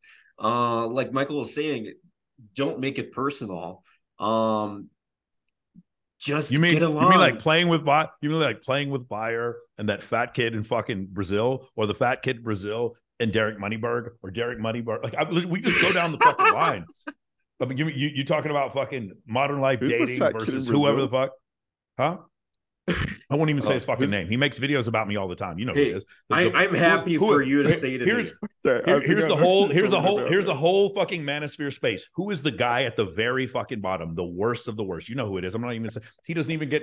He's made 5 videos on me. I'm not going to say anything until this guy is willing to do a debate with me face to face, or get in the fucking ring with me. I'm not saying his fucking name.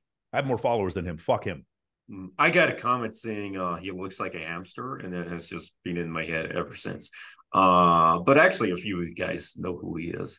Yeah, he's just everyone on this panel knows who he is. We're talking about Jay Wolf for anyone trying to figure out at home. All right, cool. Cool. Yeah, although what was I gonna say? Even if he invited me onto his video, I have been on his 2 of his videos in 2020 years ago, but he got super aggressive with me recently and blocked me, calls me the F word, not fuck, but the no, I know homophobic the word he uses all the time to hide his own personal insecurity. Yes, we're aware of that. Exactly.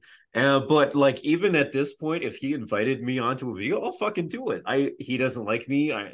Nobody really likes him, but I'll be fucking happy to do it. I don't give a shit. It's not he makes it personal, but I don't. He refused to come on to a few of my videos because he made it personal, but I never make it fucking personal.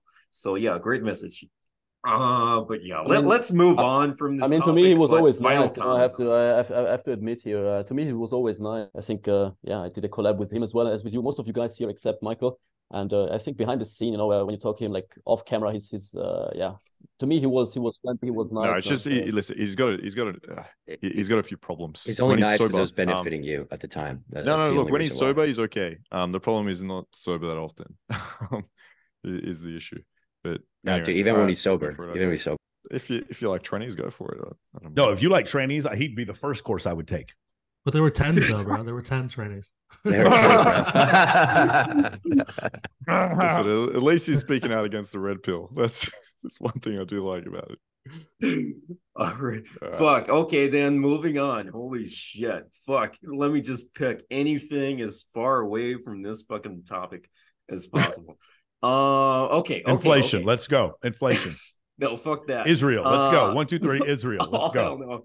Please, you're torturing me. What are the things that made you guys become coaches? Kick us off, whoever. Yeah, I'll go ahead. I'll go ahead. Dude, I looked at the entire industry, right? Mostly like the old school PUAs who we were talking about. And then I realized they were just analyzing guys that were natural from the outside perspective. And I said, wait, they're analyzing guys like me. Why not just get it directly from the source? I could teach it better than any of these guys can. And so that's kind of what kickstarted me. I was like, oh, why would I, let them lead from the outside perspective when I could lead from directly from the source? So that's kind of what motivated me. And I think, like Michael said earlier, I'm not in the business of a coach. I'm in the business of making men better.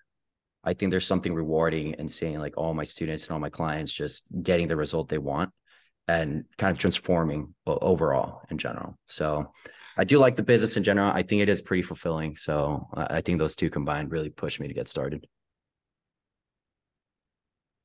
Great. Who's next? If there's like a painful experience you had and you had this revelation, that kind of thing. In 2006, my dad got run over by a drunk driver. And afterwards, 6 weeks later, I got my first deployment to Iraq. And while I was there, my girl I'd just been dating this girl for 3 weeks. She starts dating another dude, doesn't say anything. I'm watching this on MySpace back at the time. And I remember I had the early symptoms of what later found out to be psoriatic arthritis, like just fucking crazy amounts of like inflammation. My scalp turned red. Like I was dealing with just massive amounts of stress. And then a couple years later, someone had me read the book, The Power of Now by Eckhart Tolle. And I read the book and it was just like this huge weight that was lifted from me, regardless of the whole ethereal woo-woo shit in the book. Just the concept of like, I don't really have to concern myself with what other people think. And the only moment is this present moment was just such a revelation that I wanted to teach people about it. So initially I would go talk to forums back in like 2008 about this concept and how it could fit into you being a more attractive man. Then, fast forward 14 years later, I've been doing it for free. I've been going up on stage with, different companies or whatever. And then I start my own program. But I generally, when I get guys in the program, try to pull them away from just chasing women and genuinely try to get them into, hey, how can we build a scalable business? How can we get you in better shape? How can we turn off the voices in your head that have to do with like these worthless people and their worthless opinions about what you have to do? How can we, the subtle art of not giving a fuck, like how can we get you in that mindset? How can we get you to think about the world the way Jocko Willink does, more like the way David Goggins does, and less, about the way that maybe your parents did when they told you to shut the fuck up and sit in the corner and don't make any noise. A lot of my clients who come from German backgrounds or Southeast Asian backgrounds, they grew up in these very, very formalized places where, they were taught to not express themselves or take any chances. And so I just thought that there was a great opportunity for me to fill in that gap where it was just like there was this huge market of guys that were in dating but didn't have leadership skills, and this huge group of guys that were in the self-help community but didn't understand leadership, communication, or dating. And I just decided to basically make, what would a special ops operator do for a dating course? That's kind of what my course came into. But I try to pull them away from all the dating shit and just be like, hey man, can we focus on the rest of your life being incredible also? And just been very fulfilling. Nice. Anyone want to go next? The question was how we became dating coaches or what made us if there's like a painful experience and it led you to become a coach eventually. Many painful experiences. Like in my teenage years, I told you, I told Markus in detail, I had no friends. I had suicidal thoughts as a teenager. I was always this kid chosen last in any sports, just being tossed to a team. That led me to as I said, like being a loner, having nobody, and figuring this shit all out by myself, you know. And they always told me, okay, school years are your best. Afterwards, you will have all the responsibilities coming with an adulthood, etc., etc. And I was like, okay, if school is my best life, then what comes afterwards? I don't want to live anymore, you know. And I remember everybody was celebrating their high school degree in a foreign country, and I was sitting home. I came home and I turned on the computer and then played like strategy games, you know. That was it. And then I was like, okay, let's start a new beginning, going to university. Before that, I went to my grandma for 8 months, 6 months. Actually, it was like about 2 weeks. I was supposed to be there only for a couple of weeks, and turned out to be 8 months. And I started to game in like a city of like 35,000 people in Hungary. And yeah, taught all this by myself. And later on, as I said, I moved to my brother told me, oh, there's a group on Facebook, etc. But it was way back later where I was already like figured this stuff out by myself. I posted my reports and stuff, and guys came to me. And 4 months later, I was leading the RSD inner circle group. And afterwards, guys came to me and said, "Hey, Pat, I read your reports and stuff. How do you do this shit? I wanna. Do you coach this as well?" And I was like, "Nah, man, I'm just doing it for myself." And then later on, I became what I am now today. So I always tell guys, I probably had the hardest beginning of you all. Like, dude, Brandon's story is pretty funny. Yeah. Okay, let's go. So I was dating this girl for like 4 years about. Meanwhile, I'm like 23. Second girl I ever slept with. I'm in love, dude. Just head over heels. Fucking I was ready to marry this girl. We're living together, and she had this book on the dresser, and something compelled me to open this book. It was like her sex diary of every guy she ever banged. There was like 60 dudes before me, and I was like, dude, I swear to you, I felt like someone shot me in the stomach. I was like, what the fuck is this, dude? And to make it even worse, the guy like 1 or 2 before me, because I was the last guy in the journal, she was like, yeah, this guy had a huge cock. I was like, fuck this. I was like, there were notes with it? This. There were notes. Like, detailed this guy was notes, good at bro. this. Like, this guy was good at that. Like, oh, this guy banged me in, behind the club or some shit. It was super detailed. And after that breakup, did you take a photo? Did you take a photo? This is some scientific shit. Yeah, but dude, it got me motivated, man. Like after we broke up, I was like, oh man, the world isn't all like, rain. Like it's not all pretty. There's worse things, better things. I felt super insecure, and that's where I really started my journey, man. Like I was on a freaking villain arc. I did everything. I gained muscles. I started approaching.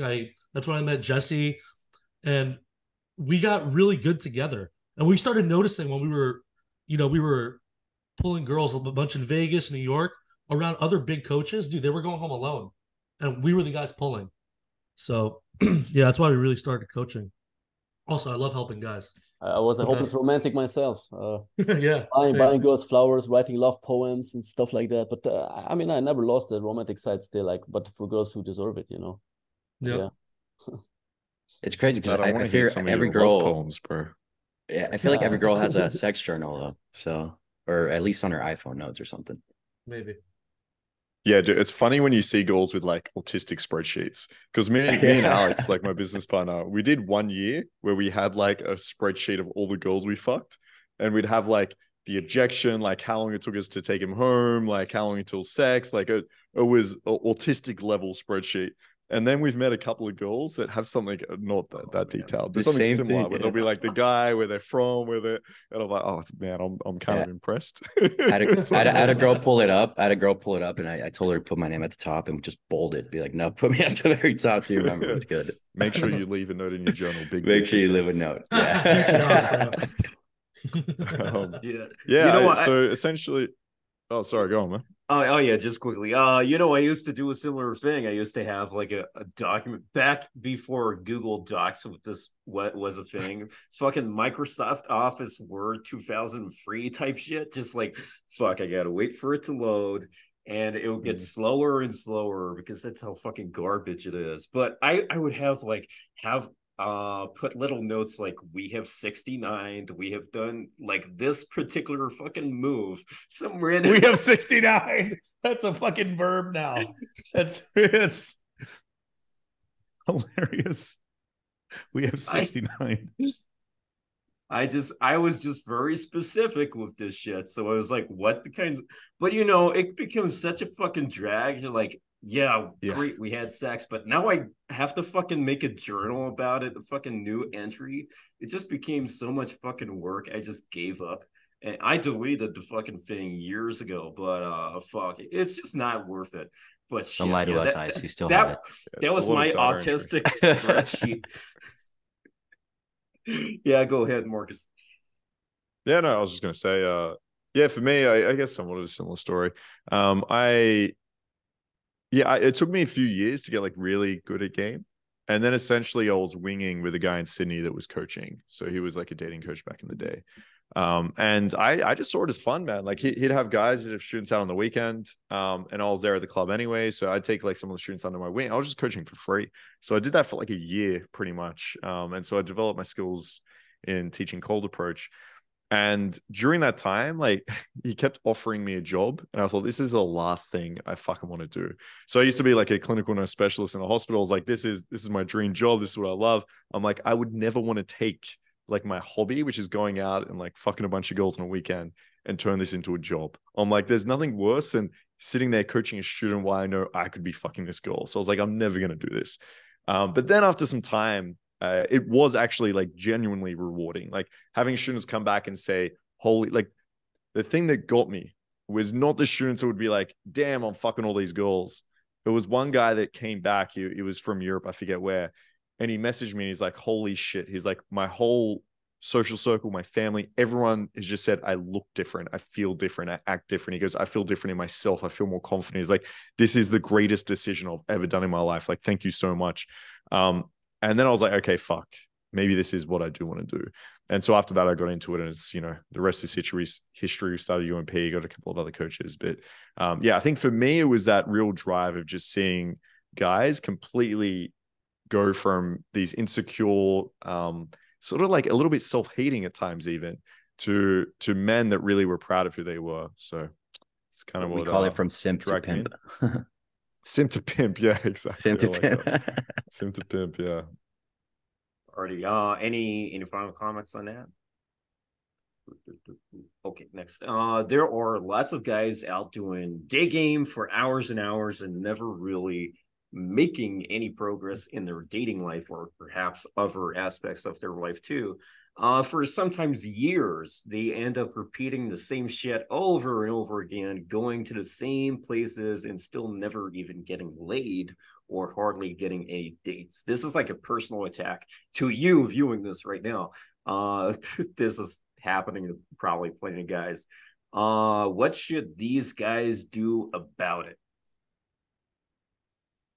On a proper system, proper strategy, find hobbies, find meaning in life. And I never was advocating 4 hours of day game, you know, because I mean, you can do it like when you're 18, 19, you have a gap year, kind of, you know, finishing school, like till university starts, don't have that many responsibilities, living at your parents, you can afford that, you know. But I think if you reach a certain age, so you have so many responsibilities. I tell this to guys all the time, like you cannot like go up and down the street for 4 hours doing day game, you know, without any goal in life. And the girls are asking you like, what are you doing? Like, oh, just day game. Saying the same line to the girl like 3 meters right next to her, that you say the same shit again. So I was never advocating this, unlike many coaches from back in the day, I remember. Because they all say like, yeah, you have to take action, but taking action can harm you as well if you don't know the proper, or if you don't have any system or any strategy. You're repeating basically all the mistakes, and yeah, it's very hard to try to how do you say it in English? Disconnect, like rewire your brain. You know, I'm sorry for my English; it's my third language. So yeah. You speak better English than the first language. You speak that, because I don't. Fuck, I fucked that up. Your English is better than mine. That's. Man. I was supposed to say your first language. I don't know a fucking word of. Yeah, but I hope you get what I mean. So I'm curious about your opinions here. Dude, there's no shortage of resources. I mean, you've got 4 coaches here, right? It comes down to the guy at the end of the day. We've had so many calls where like they know they need help, but they don't want to take the step for it. So I think first they have to convince themselves and, admit that they need that help. You could run around like chicken without a head and, try it out for yourself and take 10 years to learn it really well. Or you could take it from one of us that already did that and make that investment and make that next step. So really it's up to the guy to realize like he does need the help. And then from there, it's up to him. Okay, which coach do I want to go to? Find a way, whichever coach you feel most comfortable with, and take the risk. You have to take the risk. You have to admit that there's a problem, right? It's like an AA meeting. The first step's a meeting, you need help. So yeah, that's what I would tell guys is the only way to get better is to be wise and learn it from someone that already been through that path. So just go with whoever coach you feel comfortable with. Alrighty, who's next? Or maybe go ahead. Wait, can you repeat the question real quick? Lots of guys that are just repeating the same shit, doing day game for hours and hours for years of their life, making no progress. So, what would be your advice for these guys who are spending so much time, trying to do something like day game, but making no progress after months or years of doing it? Yeah, definitely, dude. Time is your biggest factor. It always comes down to time. What is your time worth? You could spend a few $1,000s and learn game the right way, or you could spend 5 years. What is it 5 years of your time worth $5,000, for example? It's just not. It's just not. And these guys, to be honest, I'm not a big day game guy. I'll do an approach if I see the girl out at the supermarket or I'm getting a coffee. But I like to use the day as like character development, right? I'm building my business, building my body, doing stuff like that. And then I'll go out on the weekend, at night, 2-3 days, whatever. Not a few drinks, nothing crazy. But yeah, just invest the money, invest it in yourself. You can never get back the time. Obviously, pick the right coach, but small price to pay for years of learning. Mm-hmm. I'll just add on to this. Jay-Z's song Empire State of Mind, like you need to think of what the next step is. So this is such a core thing to my mindset because I'm always thinking, I'm not always thinking, but these ideas just come to me. What's next? What's next?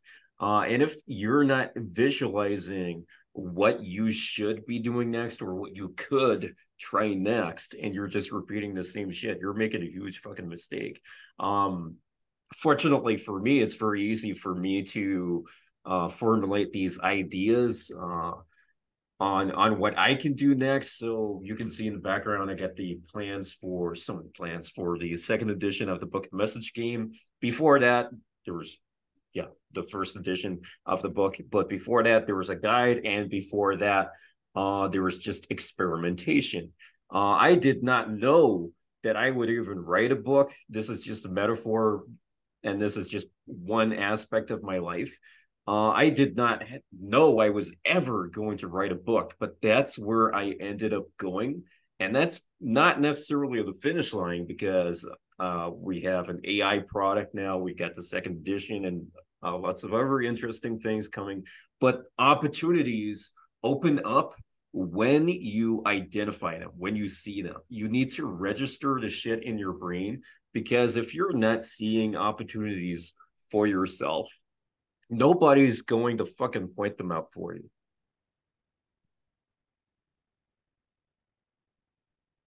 All right. Any other comments on this?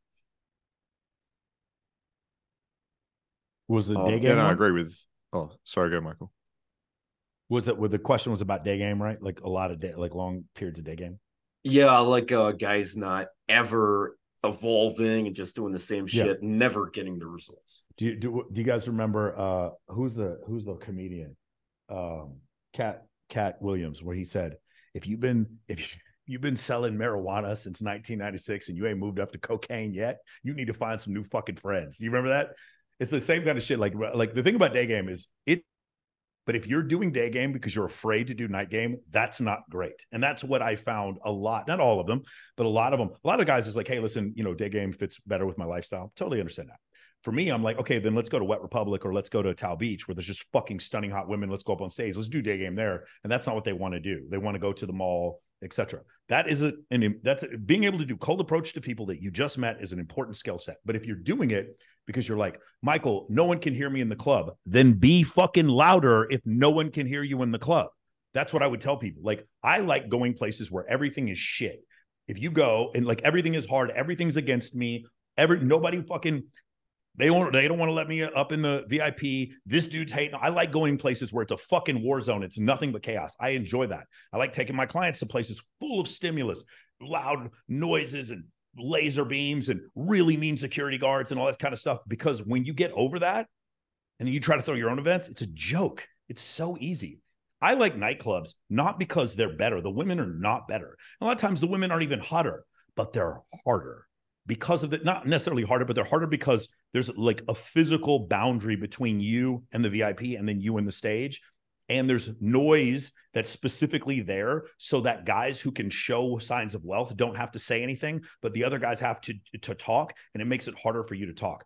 One thing I've noticed just being in nightclub scene for 20 years, all those things that you guys found annoying about nightclubs, they're there specifically to fuck you. There's a dude who works at Omnia, Zook, and Access. There's a guy named a Girl Guy. He's a low-end promoter. His whole job is to walk around the GA and the dance floor to find the hottest girls, to pull them out of GA and then to take them to some spender's table. Now, regardless of how good your game is, if you just can't be in front of the girl, then it sort of hurts you. And so I like nightclubs because they're harder. So if you're just doing day game because nightclubs are harder, I think that's a crutch. But if you just want to do day game and that's all you do and you're not having any success, you should probably ask yourself why you're not having any success. Yeah, I totally agree with Michael. Good point. Very good point. And nightclubs are here to fuck your life up. Like, as a man, it's a business at the end of the day. I talk to many party promoters, like girls as well, who worked for clubs. You know, it's not a by coincidence that the fucking DJ is right next to the bar, the loud music, people dancing. The music is too loud, makes men buying drinks for girls, spending money, of course, because men are the ones who actually make money for the business, for the club. You know, and absolutely right. Very good. If you go to Omnia, if you look around you, so there's going to be it'll go from table 11, 12, 15's right behind you all the way up to table 19 on the left. If you're in the dance floor, if you look at the tables, the girls are not sitting in the couch. Where are they sitting? They're sitting on the couch. The guy, whoever paid for the table, is in the middle between all the girls and his friends, and he is literally 4 feet higher than you being on the dance floor. The dance floor is literally lower than the tables. They want you to see that and to feel that. Then there is a rope in between you and those tables. And there's some dude who has extremely high cholesterol and fucking hot dog neck between you and getting in those fucking tables, his whole job is to be mean to you, especially if you're a man. If you're a hot girl, you just walk past him. He doesn't even say shit. So you're right. The whole thing is set up to funnel much attractiveness to a few men. And I love it. I love that the whole thing's set up against me. That's why I wanted to get so good, was to go into the most hostile environments possible and then just do the best I can. And that's how I got good at social circle. Are you talking about Las Vegas, like the club? Is it Well, when I first moved to Las Vegas, yes, not anymore. Now I just walk in and I just go on stage anywhere I want. But when I first moved here, it was Los Angeles is worse than Vegas. Vegas, you can kind of figure out a way to get up there if you just know the right things to say. I could tell you guys a couple things to say to bouncers in Vegas and get you up anywhere you want. In LA, it's a little harder. In New York, it's a lot harder. Miami is probably the meanest doors in America are probably Miami. Like Mr. Jones at Miami, those people love pissing on you when they tell you can't fucking come in. You can show up with 25 girls, bro. It's crazy. But I like that it's chaotic. I like that it's hard, because to me, it's like if you can deal with, fucking warfare in Vietnam and Da Nang, where it's just violence and chaos, then when you get into a normal situation, it's just like her big titties don't scare you. Like the fact that she smiles at you and she gives you attention when you know it's bullshit. You around some of these girls who just want attention. You know it's bullshit. She doesn't knock you off your fucking pedestal. You've been around women hot like her. You just like, none of it fucking phases you anymore, because you're a fucking trooper. Nigga, that's the thing. That's why I like putting guys into these like crazy situations. Again, you join the U.S. infantry. What happens is they put you behind a berm and they start firing live machine gun rounds over your head so you can hear them whizzing through the air. And the first couple times you do it, it's terrifying. After a while, you just kind of get used to it. Just like the 5th or 6th time you jump out of an airplane, you're immersed, so it doesn't affect you as much. And that's why I like this. So you go do day game, you don't have that. It's not the same kind of situation. It's not the excess stimulus and the explosions which I do. You know, when they have the CO2 cartridges come out and the whole place is just like foggy and all this kind of shit. And it's just made to disorient you along with the alcohol. It's just made to disorient you. So can you stay oriented when the club is there to disorient you?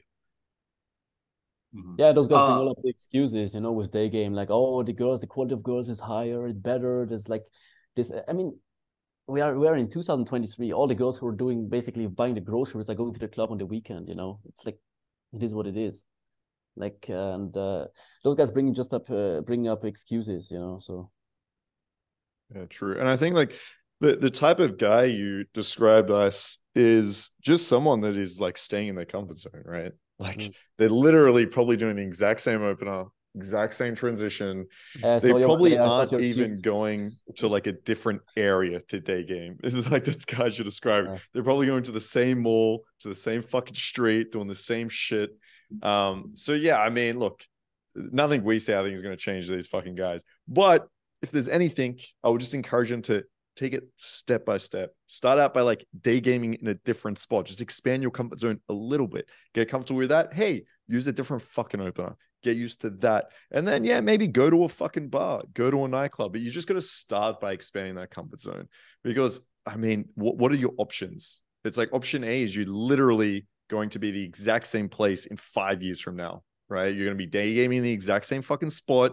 The exact same fucking goals, exact same fucking results. You're not going to miraculously change if you're not actually changing or testing anything. Like Ross Jeffries was spoke about before. So yeah, I mean, just start by expanding your comfort zone, and then you'll get to the point where you can go to these crazy nightclubs. You can start speaking loud, and you can pull some fun club girls. Michael, you said about being not getting in at the door when you even had 25 girls with you in Miami. Never in Vegas. In Miami, I've seen it happen. By the way, a little piece of advice: if any of you guys ever do what I do and like show up with like 10 girls, you talk to the fucking host. You never let one of the girls talk to the host. If you let one of the girls talk to the host, the first thing the host is going to tell that girl is, "You girls can come in, but not him," because the host needs to understand. This is just in Miami. In LA and in Vegas, don't worry about this. If you don't show up with girls, I'll let you in wherever. And if they don't, just call me. I'll get you in. The thing is, when you're in Miami, you need to be up there very directive, and the host needs to understand, I come in or they don't come in. If you do that, you're good. If you don't, dude, those are the hardest doors I've ever seen. I was venues in Miami are you talking about, Mike? Sorry, I'm talking about Mr. Jones usually, or maybe some nights. Not Story was a little easy to get in near the end. Live sometimes, but I'm talking about Mr. Jones, and then what's the other one? It used to be Rock. God damn it, I can't remember. My friends own the clubs and they keep changing the names there. But I usually don't have a problem because I'll call the owner of the club. Yeah, but dude, I've seen groups of girls just sitting outside, not even being able to get in sometimes. It's fire. So what would you do? My ass finally to America. I have to get my ass finally to the US to see you guys. So so hyped. What would you do if they still didn't let you in? When I had a bunch of girls. So I would recommend you kind of have it set up beforehand. So there's a host you talk to beforehand and be like, hey, can I bring 12? The question's always the same. I always ask, can I bring a group of girls? And then I bring more. So if I have 8 girls with me, I say, hey, bro, can I bring 4 girls to the club tonight? They say yes, and I show up with 8. I constantly, you guys will notice with my birthday parties, I always say, hey, I'm going to bring 15 girls to dinner, and I show up with 50. I want all the hosts and promoters to constantly have in their head, when Michael shows up, it's just going to be an outrageous number of women with him. And so I do that over and over again. And by the way, once you do it a couple times, it gets progressively easier, because the girls will say, I had a great time with him. Nobody really hit on me. It was great. We were kind of hanging out in a super, cool location or whatever. And that was it. That was like, that works out. So when you do that on a regular basis, then what'll happen is you can get in touch with one of the guys who works at each one of the clubs, contact him ahead of time, and he'll just straight up tell you like, yeah, this will work, or no, this won't work, or whatever. The other thing is that's worked is if the girls are really, really hot, you can just break anything. I've shown up before where they were like, I'm not sure I'm going to get a comp. And I've shown up with I was with Combat Barbie and fucking Kayla Rocket and these like stunning playmates. And like, not only they give me a comp, they put me on stage. Like that's another thing where you can sort of break it. Is just having like super hot girls with you. Pretty nice. Yeah. Alrighty. How do you guys set up your relationships, for lack of a better word, with women from the very beginning. So I'm not referring to relationships as in long-term relationships, but you meet a woman, she could be a fling, she could be one night stand, she could be around for a few weeks, or she could be your future wife potentially.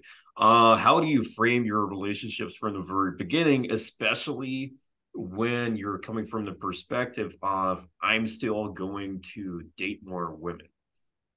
How do you deal with this situation? Or equally, when she says, "What are we?" Although those aren't normally the words she would say exactly.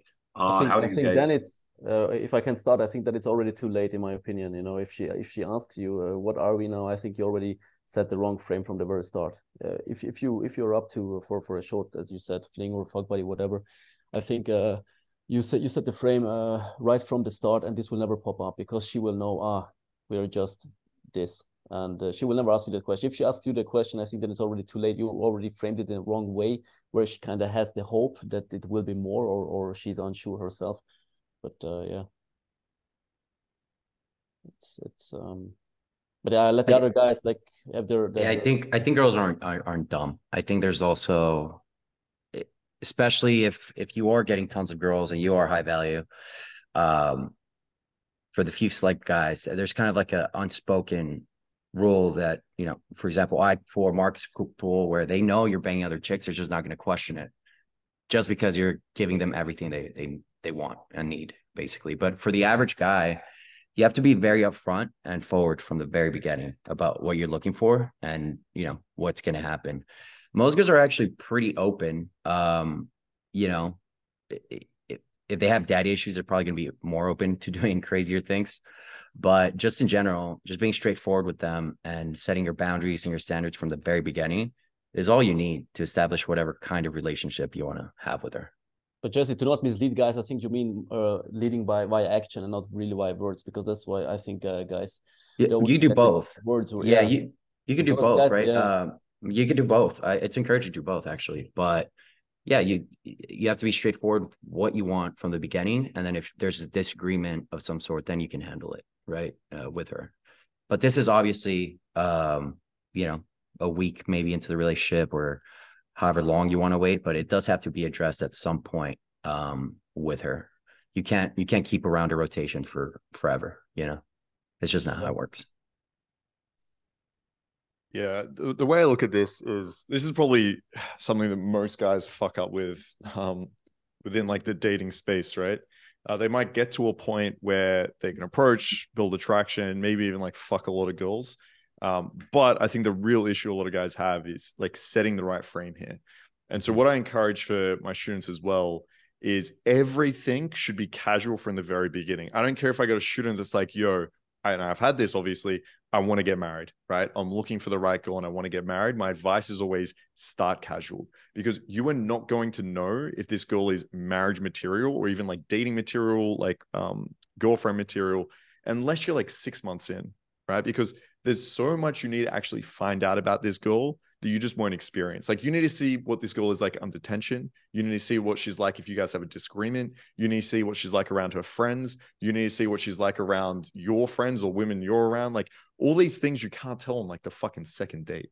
So these guys that I see that are like, yo, this is like the third date with a girl. I think I want to make her my girlfriend. It's like, yo, slow the fuck down. All right. So you set a casual frame. And what that means is, as Pat mentioned, is behaviors, okay? You could tell a girl, I've had students that do this to girls, hey, I just want something casual. And then the behaviors are they message the girl every single day. They see her 3 times a week. They're going on dinner and they're like, Marcus, what's up? Like this girl is like now confused and angry at me and saying I'm like giving her the wrong. I'm like, bro, you're treating her like a girlfriend. Everything's strict, but one time, like a month ago, you said you wanted something casual, means nothing. Behaviors are what matter. And as you guys mentioned, it's going to depend on the girl. Some girls that are like, you know, I could have a fucking gangbang with them the first night. They know I'm a sex coach. They know like I'm complete. Like with these girls, yeah, I could Actually, get away I met with Marcus, behaviors. guys. Say it again. That's how I met Marcus. Yeah, exactly. Yeah. But you could get away with behaviors like maybe messaging a little bit often, right? So you need to think, okay, where does she sit on this spectrum of what she perceives this relationship to be? At the beginning, you keep it casual. And then you decide, you filter these girls out. Is this someone I want as a fuck buddy? Is this someone that I want as like something casual, more serious? Is this someone that I want in an open relationship? Is this something I want exclusive? And so over time, the girl earns that privilege. Over time, she will ask, yo, what are we? Where is this going? And you can give her more and more as what I consider like privilege. And then, yeah, when you reach that 6 month or even later time period where you've decided, yo, she's met all my checklists, I've set the right frame here, I know that she's really into me and she's chasing, this is where I can make it a little bit more serious, a little bit more official, and make this woman like exclusive or my girlfriend or whatever you're actually looking for. But always start off as casual, always set the right frames, always reflect and think about what behaviors you're showing, and then from there, build on that. I think this is something that a lot of guys are missing. And I mean, you have to be clear and respect as well that it's just a phase and it will be over. You know, it's just sooner or later, as Jess said, and I think Rollo said as well, it depends on her phase as well, which phase she's in currently. Does she want to have like, okay, now I'm like living the single life, or I want to settle down for a relationship? It depends, you know. Yeah, I think you can also set the frame pretty hard though, right? Like I've had a lot of girls that might be looking for something serious, as we spoke about before. But I will be like, okay, you can look for something serious, but I'm happy to have something casual with you. And that's the frame that I'm setting. Me and you, fuck buddies, while you go find your like man with, and this has happened. Like there's so many girls I used to be fuck buddies with that gave me that I'm looking for marriage. And they found someone, they're married, some of them have kids and shit. That's cool. And then I also have some girls that are in that phase of like, yo, I just got out of a relationship. I just want to fuck around. This is all I want. We start out as casual. But over time, like, yo, this girl, I kind of like her, right? I want something a little bit more serious with. Obviously, she enjoys my company. She enjoys being around me. I slowly set more serious frames and she falls into that. So I think it is something to like keep in mind, right? Like if a girl is just looking for something like fucking casual, you don't want to be that guy being like, hey, here's some flowers and let's go to dinner and I bought you some chocolates. But over time, that is a frame you can set. Like, I think that's important to understand, is that you can really have a lot of control over what this dynamic is. Because I've also had girls that are like, I would never do open. I'm so jealous. I could never do that. And you know, we have open relationships. So it is difficult. Like it does require, like, let's say like more advanced skills than going up and approaching a girl.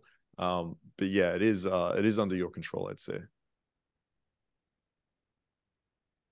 I'm curious about Michael's take here because he was just nodding, but I don't know how much he agrees or maybe disagrees. Let's hear. No. I mean, this is all great. You got to do it in the beginning. A question I often get is like 6 months in, he's like, I want my girlfriend to start having threesomes with me, and I'm like, bro, this is. I'm not saying it's impossible, but this is something you should have brought up in the beginning. When I met Kylie, you know, we spent a weekend together. We met in Mexico during a pageant. She was one of the finalists in the bikini pageant. Then I flew her out one time, and then afterwards she's like, where are we? Where is this going? All this kind of stuff. Because we had a discussion, and I explained to her, because I did want to be in a relationship with her. I was like, there is no relationship where we don't have sex with women together. I'm just letting you know, I'm very happy being single. I very much enjoy being single, but I really like being with you. And I know you're attracted to women. So if you're comfortable with this, and then that's fine. And then she came here, and that's what our relationship has been. That was the thing that I set forth in the beginning, because I did want to be in a relationship with her. I would like to have kids at some point. She's 25 years younger than me. She wants to have kids. And so like this kind of works. I'm 46 years old. So I think at some point, if I want to have kids, I need to do it pretty soon. So that was the deal. With previous relationships, it's been kind of the same thing. I let them into my life. I keep it casual, and I kind of let them earn different privileges in my life, and they kind of understand. And like what Marcus said, rule number one in MOA is we don't listen to the words. We only pay attention to people's actions. Often I'm on a date with a girl who says, I would never cheat on my boyfriend right before she cheats on her boyfriend with me. Often I'm on a date with a girl who says, I would never have sex on the first date right before she has sex on the first date. Often I'll sit there and listen to girls just give every kind of excuse about why they won't do this or that. And that's exactly what they do. I won't go back to my ex. They go back to their ex, yada, yada, yada. So for me, if I talk to a girl, I say, hey, I just want to keep this thing casual, whatever. She may say the same thing. And what I found is that if we're having sex, I have the option to make this more serious if I want, regardless of what she says. Even if she says, I don't even want to be in a relationship, you have that option. But the other thing I've noticed that's really great is that because women have so many options with men, or at least they believe they do because of the social media interactions, they tend to deal with rejection way better than we do. It's usually a little butthurt in the beginning, but they just kind of get over it quickly. Also, when a girl likes me and I put her in the friend zone, they tend to deal with it better than the way I see men do. They tend to be able to just move on because they have so many more options with men. So they can just quickly move on to the next thing. So it was ending relationships, the same thing. Would you say? The ending relationships, the same thing. Like she can move Well, yeah, on. well, And men are heartbroken for a half year. Yeah, women end relationships more than men, but I just look at it from an evolutionary standpoint. Throughout our ancestral period, it was men killing other men, and so you'd be sitting there. Your husband would have been killed in battle. You have the choice of taking another husband or dying without children. So you would take another husband. So the proclivity to take another husband or to monkey branch or to switch partners was the proclivity that stayed amongst Homo sapien females, and the ones that didn't, as noble as they are, were not able to pass on their genes. So ergo, women are able to get over breakups and move from one guy to another easier than we as men are with their emotional connection. We're able to move with our penis from one girl to another quicker than they are, but for their emotional connection from one guy to another, once it's over and they monkey branch to the next one, they can, because it's a function of survival for them, and it's a function of procuring resources for their possible offspring. Even if they consciously don't want to have any kids, this is still going on in here. Alrighty, let's move on to the next. Hey, I actually have to jump here 5 minutes, but just want to give you a heads up.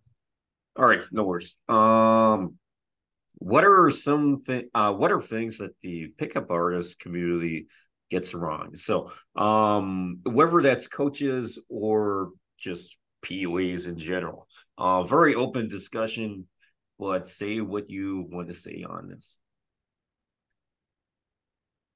I'll just give four real quick ones. Number one is I think they were a little bit late on the social media stuff. You guys may not be, but the guys who were doing pickup back, let's say when Facebook or Instagram really took off, like say 2011, like that period, they were very, very slow to get on there. I actually had pickup coaches come to me frequently being like, we don't want our guys on social media because they're weird. And it's going to show how weird they are. They're going to be comparing themselves to other people. So they were very, very slow on it. There's a video of Owen Cook literally making fun of Snapchat, and he got on Snapchat like a couple months after he makes the video.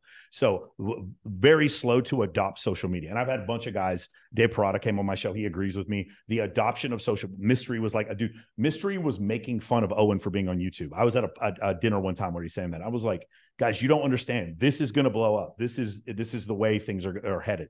So that was the first thing. Second thing is, I'm not talking about you guys specifically, but like the ability for women to introduce you to other women is a fucking cheat code that was not exploited by the majority of the pickup culture. The majority of the pickup culture was like, don't let women put you in the friend zone, which I agree with. You put them in the friend zone. Having women as social proof to introduce you to other women is the ultimate. It just makes things so incredibly easy. And that was the second thing pickup didn't really focus on. Third was logistics, where it was like, for me, one of the first things I tell my clients is we need to be near the shit. We need to be near where the good stuff is. So if your logistics are bad, like it actually logistics trumps game. Like if you're the dude who just has the penthouse right there on 6th and Trinity in Austin, Texas, where like all the parties are, and there's just girls coming up every weekend. There's just a number of girls getting ready at your place, coming back to your place for after hours. You're just going to get laid on accident by having just fantastic logistics.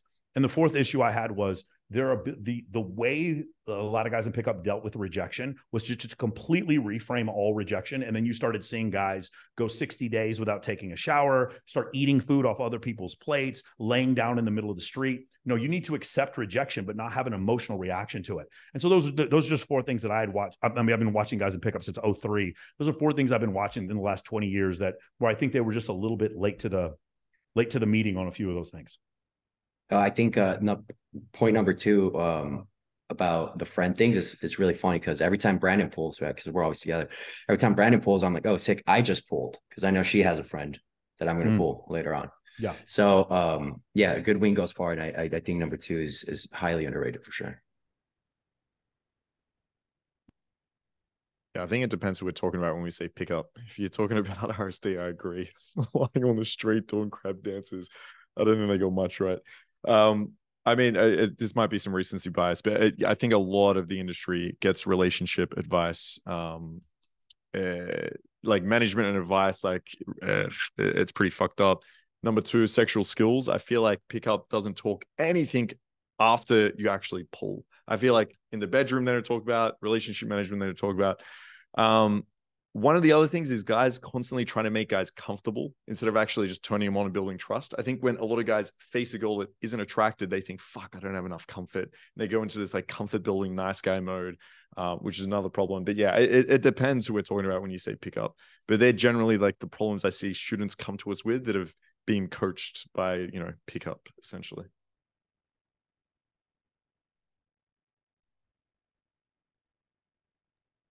Any other comments on this? Top of my head, yeah, I think Michael said good points. Marcus said good points. I would say as well, I would add like not teaching how to behave in front of other guys, how to hold court in front of other guys, how to get like a social circle, you know, like how to have friends. Like they are still like these loners and deep down still the losers, you know, like going out alone and doing their day game and night game sessions, most likely day game sessions, because they feel too much of like confrontation with other guys, so they fear that. That's why they rather do those day game sessions, and having nothing else going on in their lives besides that. And I don't know which points as well. As Marcus said as well, what comes afterwards, you know, like relationship, where is like the kind of what comes after putting the girl, because I feel like most coaches even can only get girls for one night stands, quick one night stand, but afterwards there is nothing, like they cannot keep the girl because they don't have nothing going on in their lives, you know, they're still low value.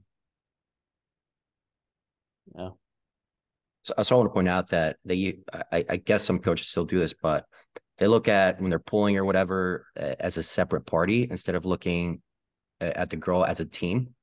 Once you start grouping yourself with the girl you're with as a team, figuring shit out together, changes the whole dynamic, right? Now her friends are your allies. Now the dynamic's completely different versus I feel back in the old days, or, you know, PUAs, whatever you want to call it, it was very much like, oh, but let's treat like an objection, or it's me and I'm going to go pull and I'm going to go, you know, fuck or whatever, versus, okay, we're going home together. It's kind of like a slight shift in psyche, but super important that you view it as a team effort. So you can both get home, which is hopefully is what you both want, versus, oh, I got the pull and I got the close. It's just a subtle shift that I think has happened over the industry, or needs to happen.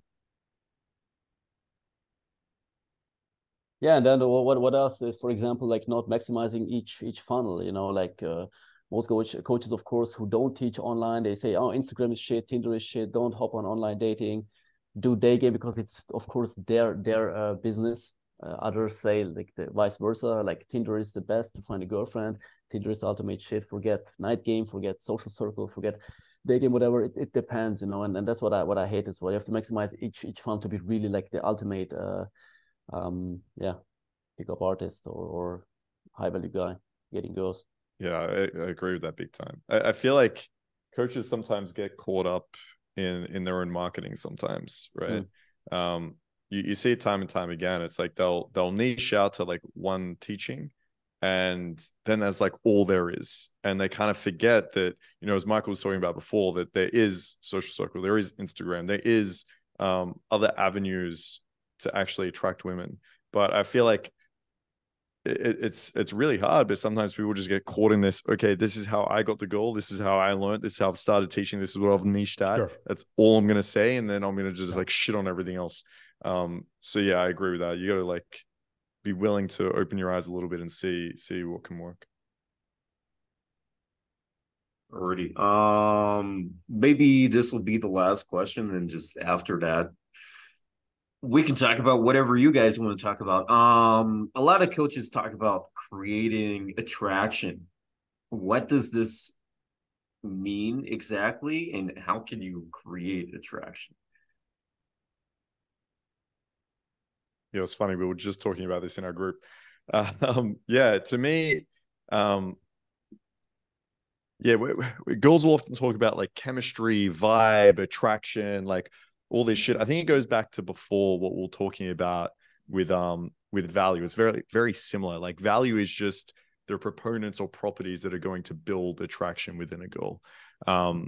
So we can look at studies for this about like what women say they're attractive. We can look at like descriptive analysis of what like women seem attractive. And I think we can all agree on those certain points, which is just the value we were talking about before. So the status, having resources, the behaviors, All of this is just going to lead to a girl wanting to fuck you essentially, which is in itself attraction. I don't know if that answers your question.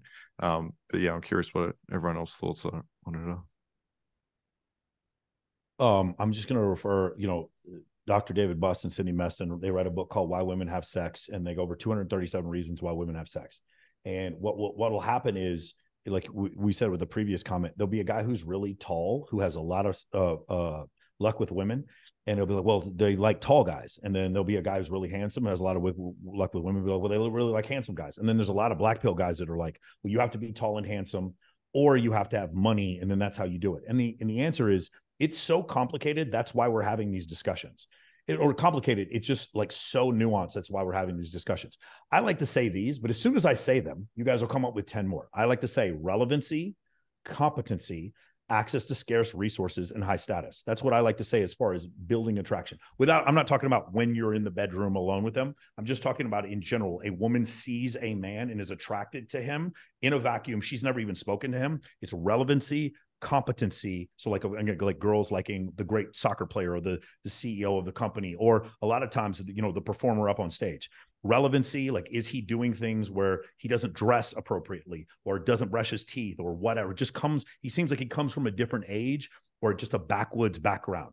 And then access to scarce resources. That doesn't mean money, but money is one of them. I know a guy, all he did was put the artist wristbands on the girls when they went up on stage at Access. All he did was have the artist wristbands. He was like a marketing intern. This guy fucked so many models, I couldn't believe it, because he just had access for them getting on stage, just having access to scarce resources, having access to get into this club, to get into this party, to get into this restaurant, to network with these people, or having a Lamborghini, a yacht, or whatever, like those type of things. And then last, like I said, like just in general high status, which would include some like pre-selection. Those are things, but there's a million other things, like, again, confidence and breaking rapport and the ability to not qualify. And to me, it's like treat them all the same and make them talk about themselves. That's what I tell guys. Just make them talk about themselves and treat them all the same. That's another way to generate attraction. I've just seen so many women fuck dudes who have tattoo sleeves who barely say anything to them. And I've seen a bunch of women go up and say, this guy's not attractive, I would never have sex with him, and then fucking have sex with him. The thing is, what generates attraction, you should be trying to get good at all of them, and how she feels about you is none of your fucking business. Just keep doing better. What kind of shape should you be in next week? Better than the shape you were in this week. How much more money should you have next week? More money than you have this week. I just think as a man, you just focus on doing better, and then attraction will come. Mm-hmm. Yeah, I would agree. Attraction as well, like maximize your looks, like be the best shape, be in the best shape. Maximize everything. I mean, we all come with flaws, different flaws. One has a bigger nose, another has, I don't know, small ears, whatever. He's short, tall, stop whatever. Which was the point? No. The big nose. Nah, I don't have a big nose, man. But and anyway, like, no, I do. The shit out, and yeah, especially this comes like with your physical attraction, and as well your verbal game, like your like confidence as well, how you talk, the way you behave, etc. So there are many layers to that. But I think this is as well a point, like I think pickup artists and dating coaches are not talking about like enough, is like having a proper grooming and wardrobe. I see so many dating coaches as well, like dressed like shit, and it's insane. Like, yeah. One thing I want to say is Mike was saying about this, like he's seen guys with sleeves just not say much and fuck at the end of the night. Mm. If you're a guy who has your shit together, you work out a little bit, you look good, you dress well, dude, sticking in is almost always enough. Just sticking in with her. Being the last guy to leave the club with her can be a lot of the times enough to what you need to close.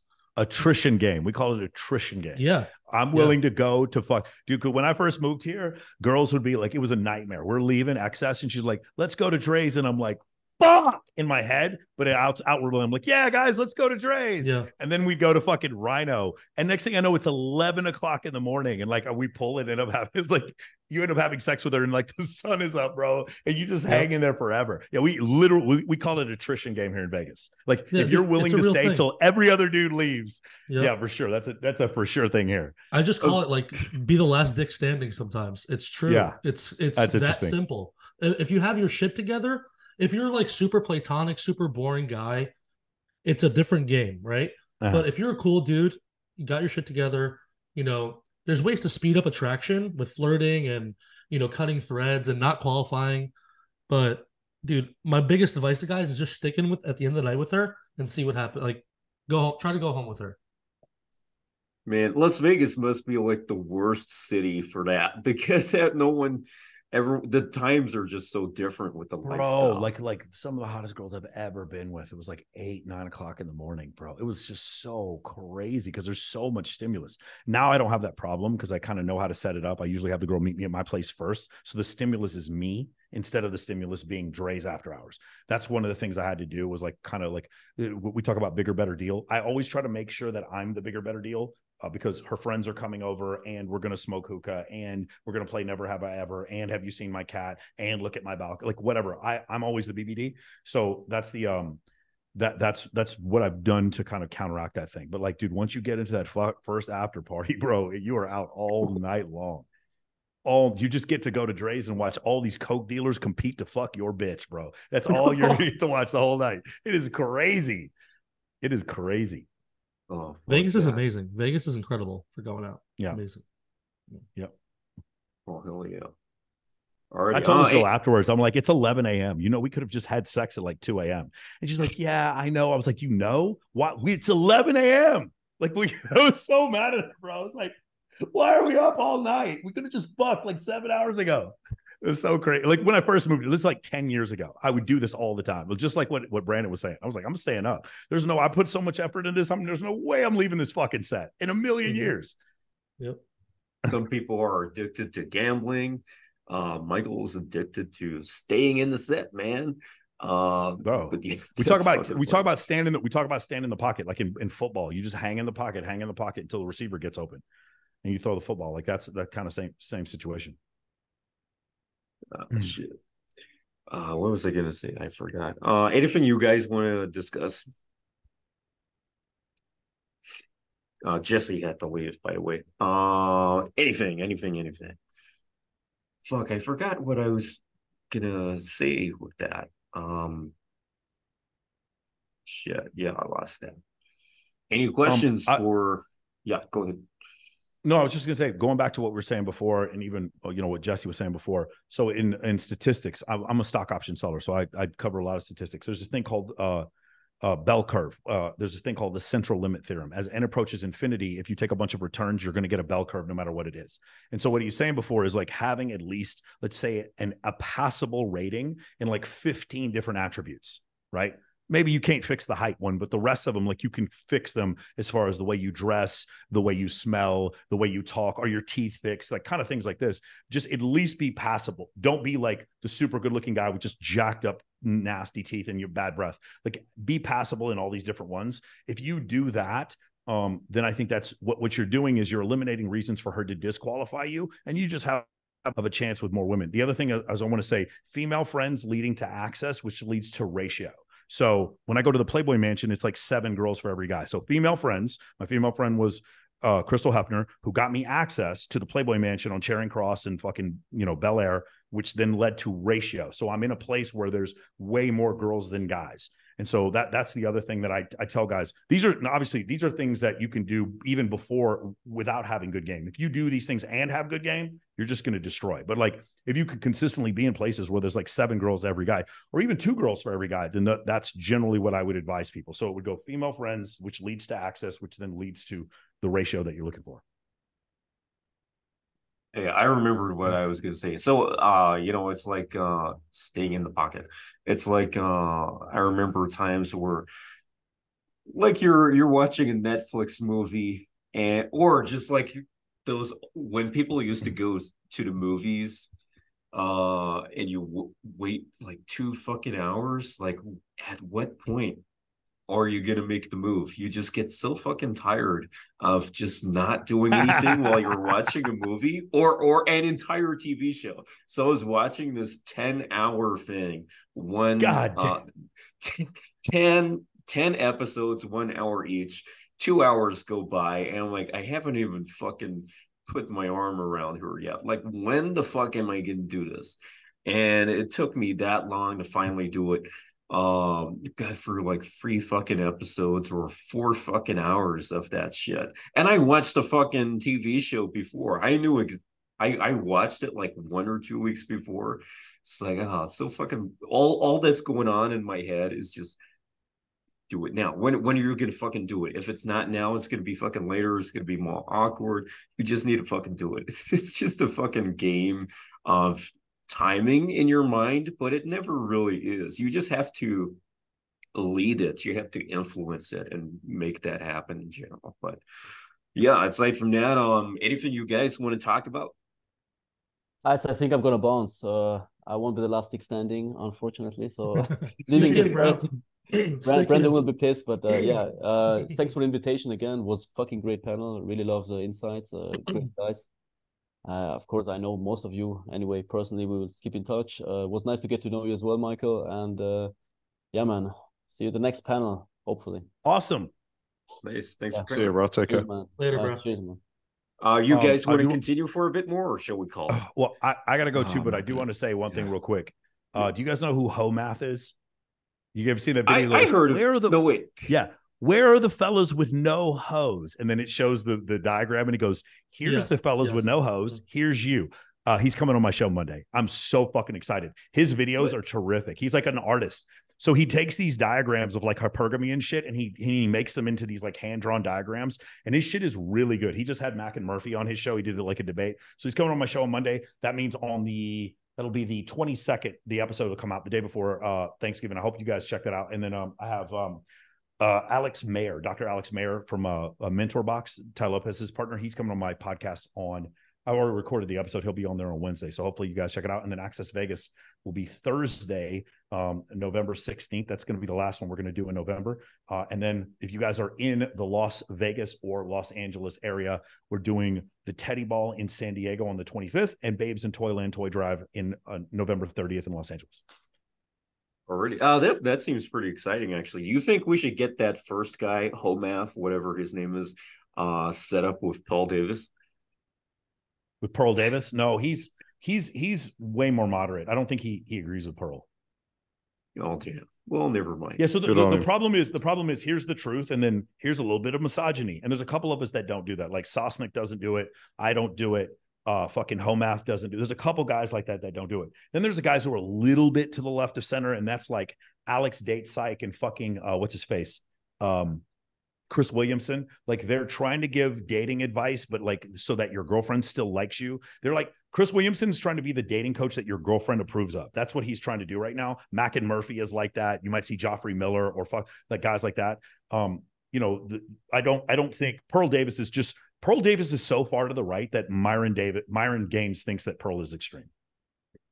I mean, she just talks a lot of shit, to be fair. Alex from Date Psych, he just seems like he's just reviewing literature from what I've seen. No? Or does he actually give dating advice? No, he reviews literature, but then he pokes fun at other content creators in the space. Okay. I want to interview him. It's really interesting, kind of his situation. I thought he was a PhD student. Apparently he doesn't even have his bachelor's in psychology. I don't really know what his whole deal is. I find it very fascinating. But what I do like is that he's doing a lot of work, but he seems to be doing work specifically to just try to disprove that there's a dating crisis. So I don't think it's Date Psych versus Red Pill. I think it's Date Psych versus Scott Galloway. I think it's Date Psych versus Richard Reeves. I think there is a dating crisis. And if he doesn't want to admit it, then that's fine. But that's what I would like to debate with him. There is a problem. There are guys having difficulty. They're falling when they don't have the requisite skill set. They used to fall a little behind. Now they're falling way behind. That is a real thing. And so what has he said about what exactly has he said just briefly about there not being a dating crisis? We talk about, so basically, the statistics about 28% of men between the ages of 18 and 30 have had zero sexual partners, which is true, but it's a bit misleading because once you get to like 28, 29 years old, the number becomes like 8% or 5%. But once you're around 18, 19, 20, it's about 15%. So if you average that out, it ends up being like 28%. Well, the thing is where I do understand what he's saying, that number increased once the iPhone came out. Same thing with the number that shows zero sexual partners or zero sexual partners in the last year between the ages of 18 to 30. And this study went from like 20 something, 2010, all the way to 2018. At 2008, from 2018, spike, and he tries to explain it away when the obvious reason for the spike between 08 to 18 is what? It's the iPhone. It's very clear that that's why that it happened, why you had this large number of sexless men. We need to argue some more later, Michael. Yeah, but I think that number came back down, and yeah, I think it's hard to like pinpoint it directly on the iPhone. It did, and then went back up during COVID. It did. It went back down in 2019, and then went back up during COVID. Yeah, you're right. It did. But like the thing is, even with that number, back down again since then. Yeah, but my point is, why did? Right, but my point is, it went up and then it went back down. My point is, something in the current environment is causing so that 80% of men are deemed unattractive on dating apps. And they always try to like explain that away. Correct.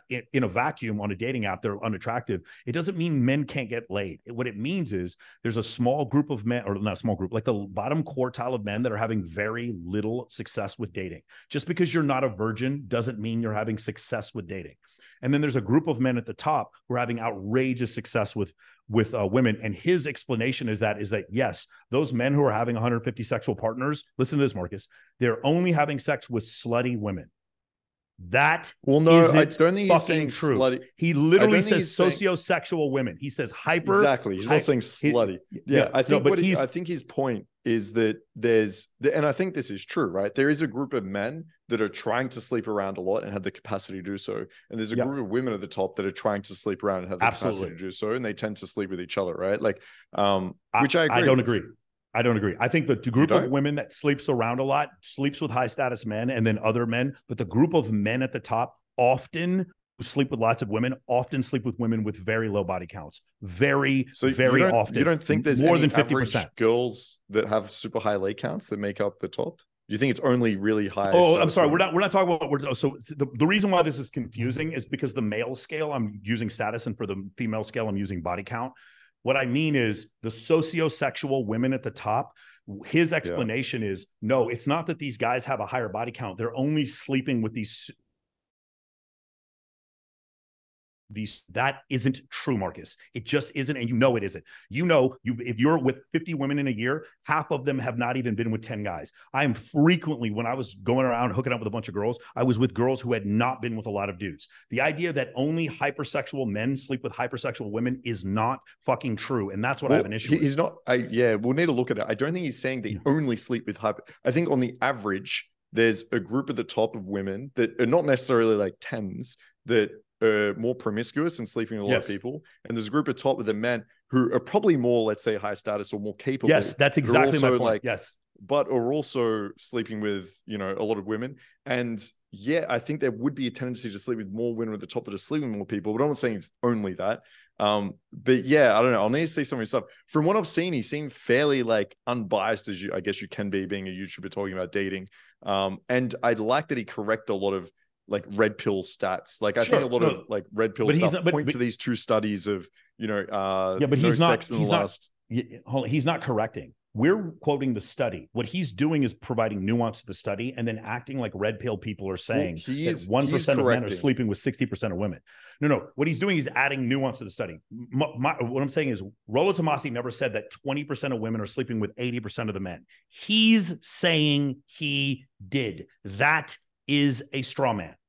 That isn't I didn't true. say exactly what he said about Rollo. When I say correcting, I'm talking about like red pill in general that use these two studies to make like these wild claims that are usually not true. Like the study about the amount of sexual partners leading to divorce, I think is one of them, that they wildly misrepresent. And even in that study itself, they talk about the reasons as to why, which kind of it disproves essentially what the red pill say about it. But anyway, we can Maybe we can chat about this again. another time. So I just think this is strange. Like the study you're talking about, women who had cheated in a relationship and women who hadn't. The women who had cheated in a relationship. Well, I think it was not cheating. I think it was divorce. The one I'm talking about is the Family Institute.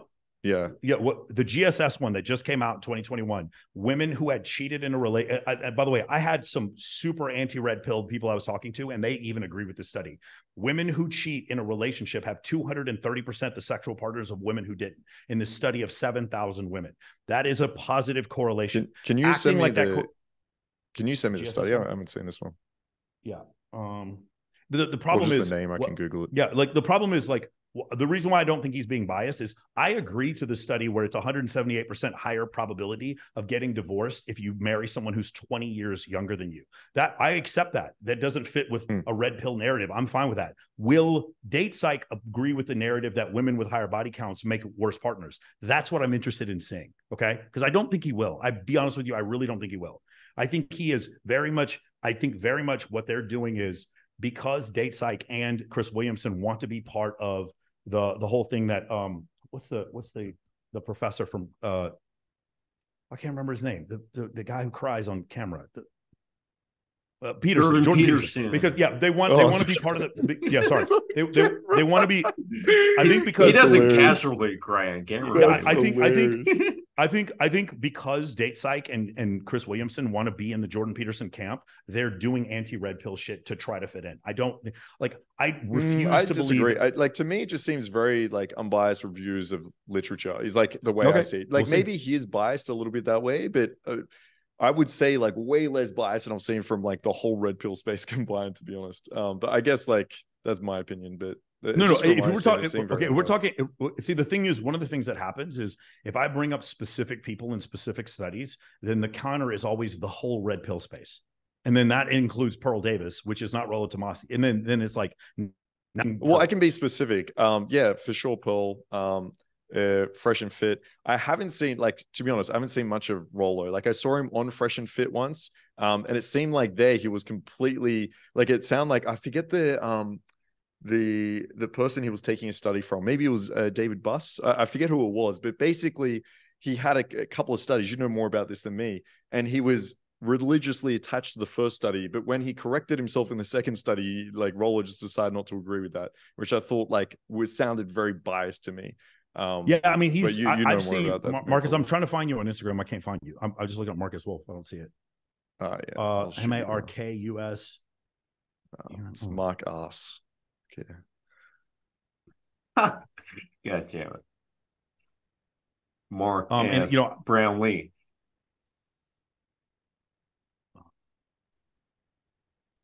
So there is one other reason why, and that is so he had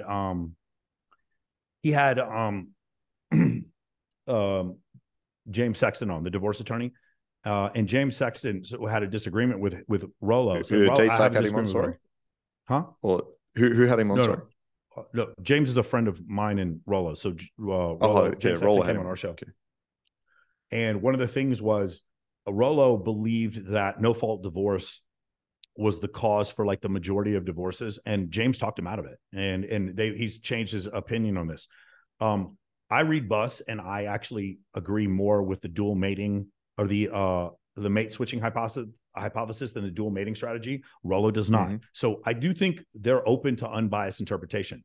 The thing that I think where things are getting kind of twisted is like what'll happen is the guys on that side of the aisle, on like say the Chris Williamson date psych side of the aisle, are saying things, and then specifically in their when they do their quote tweets, throwing fucking Molotovs at the red pill people. And then when they do so, they don't know they're specifically attacking Rollo, but Rollo will have not said what they're referring to, and they'll be referring to Pearl.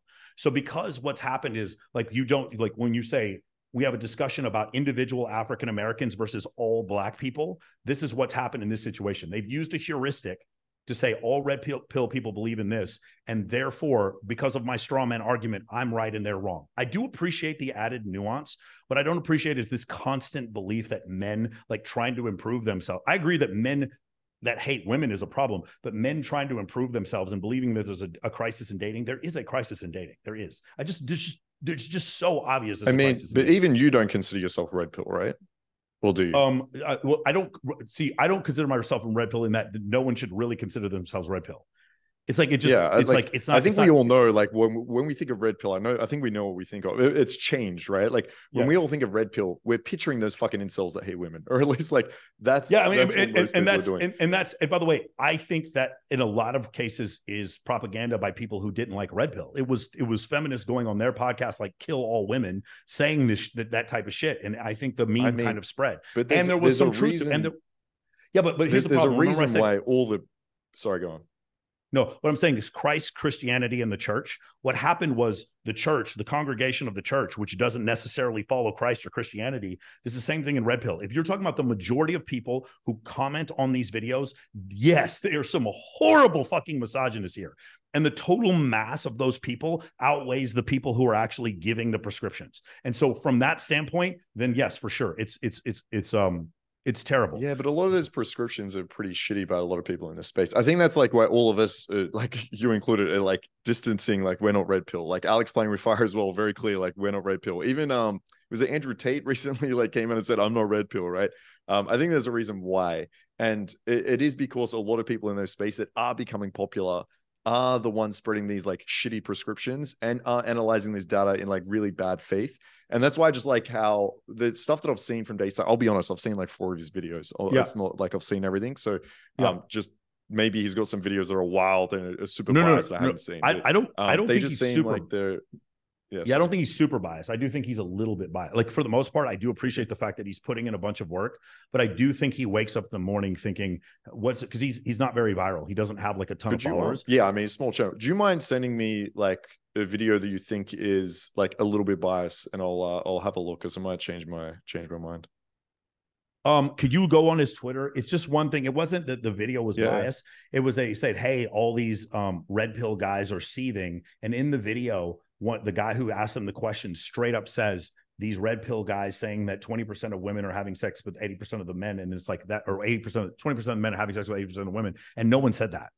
And so it just become this very easy, straw man. So it's like when they hear something they don't agree with, then it's those red pill guys. And then they exaggerate what they said. I'm not exaggerating what Datesike said. That's the difference, right? I mean, is it not being red pill guys saying 20? I've heard the 80-20 rule so many times. I've heard that. So there is this is where it gets confusing. There is a Pareto principle that refers to 20% of whatever getting 80% of whatever. Yeah. And I've heard people apply that to dating. Yeah. So there's a Tinder study that shows that 20% of men are getting 83% of the right swipes. So that fits in with the Pareto principle. But what's the lost context is that when you meet a man in person, his physical attractiveness is not all that matters. On Tinder, it kind of is. And so that's why those numbers are skewed.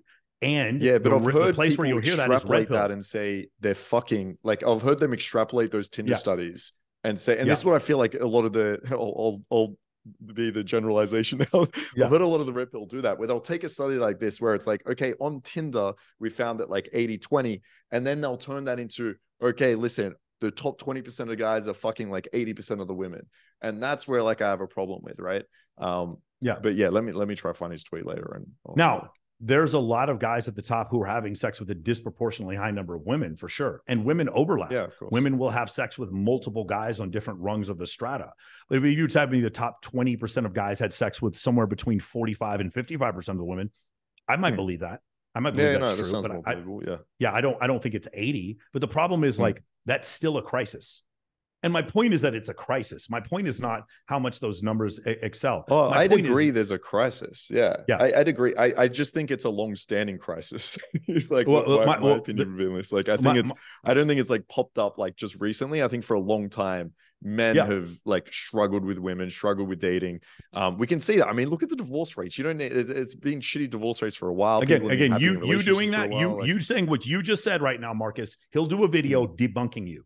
That's what I'm telling you. Datesike will be like, well, the divorce rate thing is not actually accurate because of blah, blah, blah, blah, blah, blah. And I'm like, okay, that's fine. I need to see the numbers. And like, then he extrapolates at the end and he's like, well, we're just seeing like, normally what happens is guys are hooking up with girls on a regular basis. And I'm like, no, that part is the extrapolation. There's no data behind what you just said. And so that's where I'm getting. There's no data behind what? Sorry, what did he say? I'm getting way too vague here. He did another thing where he was talking. Dayside did something about like the men at the bottom having zero sexual partners. Once they get to a certain age, then they start hooking up with people in their same socioeconomic class. I don't want to misquote him, but it was something to that effect. And I was like, and my response to that is like, you had sex with one girl in 5 years does not mean that there isn't a crisis in dating. That's my issue. Yeah, I agree with that. You can't just look at incel numbers to go off it. I agree. I agree. We're like the Spider-Man meme. I'm saying you're exaggerating, and you're saying I'm exaggerating, and we're just like pointing at each other and saying that. And my point is, I'm not saying 80% of women are sleeping with 20% of men. I'm saying there is a crisis. I'm saying there is no reason. If you want to say Andrew Tate misled people or whatever, Andrew Tate doesn't exist if there is no crisis. Andrew Tate doesn't exist if there isn't a group of men that felt they weren't being listened to. Even if you think his message was wrong, these things don't exist. So he's saying there's no crisis. Is that what he's saying? No, but I haven't heard specifically him say those words, but he keeps putting when that is the ultimate. You have to understand, it's Rollo. I don't really listen to a lot of the people. I just talk to Rollo every week. Rollo thinks there's a dating crisis, and he doesn't go over specifically. He's not doing the numbers quite at the same time. Rollo is way more interested in divorce rates than he is as far as like the hookup culture part of it. And then he's like, marriage is good, but the way we do marriage right now is wrong. That's not an extremist position, Marcus. That's not. But when I listen to other people describe Rollo and Red Pill, then it's nothing but extremist positions. And so my point is, they're saying it's two teams playing in the NFL, and both teams are saying we're not getting any calls, and they're exaggerating the other team's call. That's where we're at right now. And my point is, I would like, here's the ultimate difference, Marcus, is that the people on their side don't want to come talk to us, but we want to talk to them. I told you before, Chris Williamson hit up Myron Gaines to hang out in fucking Miami, but wouldn't come on the show. Frequently, I'm texting back and forth with Gad Sad, but they don't want to come on. But Dr. Buss will. Why will Dr. Buss come on? And the other thing I want to ask you is, why did it take Joe Rogan years to have Dr. Buss on? It's because the things he talks about are uncomfortable. Like I just could not understand how a man who literally has a fucking an ape on his logo, hairless murder apes, the whole study of that being evolutionary psychology, having the #1 evolutionary psychologist in the world 4 blocks away from his studio, him taking 6-7 years to have Dr. Buss on. That to me, it goes back to what I'm saying before. If you read Dr. Buss's stuff, the dating crisis stuff that's what comes up from it. And so that's the reason why I think you didn't want him on. I don't think he was interested enough to have him on. I don't think that. Yeah, which is fair. I don't think. Yeah. I don't. And I feel like academics, to be fair, like I feel like academics traditionally aren't on like these popular podcasts and stuff. One, they just come off as like super boring. And they're like Joe Rogan has a lot of academics. Joe Rogan has a lot of academics. But like my point was, he goes on. But he has like some. Like he doesn't have mainstream academics. It's usually like the fringe, like crazy beliefs, right? He'll get like Pinker on or what's his face? He's not a mainstream academic. Neil deGrasse Tyson. Like he'll have some mainstream academics on there. Oh yeah, true. Yeah. But again, he's like exciting, right? Like he is a media academic. Like really, when we think about it, like I think like someone like if we're just pulling up like evolutionary psychologists or something, like I think for the most part, I can understand, I guess, why either the academics don't want to come on or why like you wouldn't want to have them on. I could see that. But yeah, someone like Neil, what's his name? Neil deGrasse Tyson, like he's exciting. Do this real quick. Marcus, here's a little piece of research. Look up a paper that was written, and it's called why haven't incels been more violent, or why hasn't there been more violence from incels? Look at the paper and look at the methodology for finding the incels. They go to one website and they literally have to pay people. There's an incel website is usually where they get a lot of these studies. All the incel studies are usually done from one incel website. Beautiful. Does that sound like good faith to you? But I mean, what do you want them to do? No, they could literally go to the people's audiences and ask them, how, or any of the rest of you identify as incels. There's a bunch of different ways they could do it. But I mean, a lot of studies in terms of their methodology are going to be a little bit poor when we're talking about sampling, because they don't have like a huge, but like if I was going to do a study on incels, I'd probably go to the incel website where everyone signed up and they're all incels. It's easy to access. It's limiting. It's one incel every website. Study's limited by sample. It's one incel website. I'm saying they could have done some better methodology here. That's my point. Yeah, I mean, of course, every study, right? Like there's a lot of studies, like even the one you linked to me, I'm sure if we look at the methodology of the 7,000 people, like there's probably some sampling bias here, right? Like it's it's just the reason. The reason why I like that study is because even if there's sampling bias and it's 150% more sexual partners, that's still a correlation.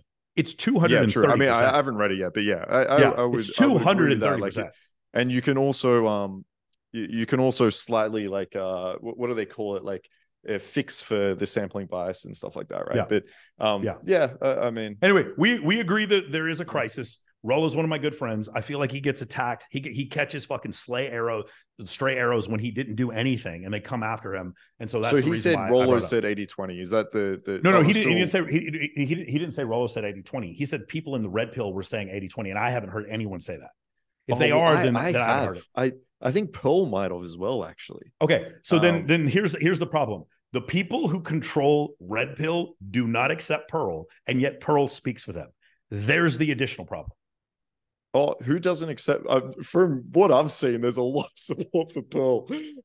From what I've seen, no, there's definitely a lot of support for Pearl, and I like Pearl personally, but I'll tell you right now, Myron does not, and neither does Rollo. And like a lot of people in that space do not accept her, like academics, like those guys don't. Yeah, I'm sorry, DJ academics, like that whole sect, they definitely do not accept Pearl. She's very confused why they don't like her so much. I guess it's just a matter of like when he says the red pill, he's probably speaking the red pill the same way I would. And probably the same way you would when you like, I separate from it a little bit. I think what's happening is like when he said red pill, you were like, oh fuck, he's like aiming at Rollo, which maybe he was. Like, I don't fucking know. I'm not like defending this guy specifically, but I do like, I'm just looking at JustPearlyThings 80-20, and it looks like, but JustPearlyThings claims it solely that women would not be selected because of the pill also stays the 80-20. Sure, which one is it? Yeah, so it sounds like she did say some 80-20 stuff, but anyway, okay, maybe she did. Maybe she did. Yeah. I just think it's ridiculous. It's like you're quoting red pill guys, and it's like a girl from Chicago who lives in England, and she's your source. Yeah, she's riding the red pill audience train right now. Here's the other thing: when Daily Wire tries to counter red pill stuff, they're always taking quotes from Pearl. And I just like, I agree. She says the most stupid, outrageous shit, but I'm sure you could take quotes just as easily from like Fresh&Fit and some other guys. But anyway, I got to bounce. Michael, it's always good chatting to you, man. Appreciate it. Yep. All right, guys. Talk to you guys soon. Thanks for having me on, man. Appreciate it. Take care. Thanks, Stores. Thanks for coming.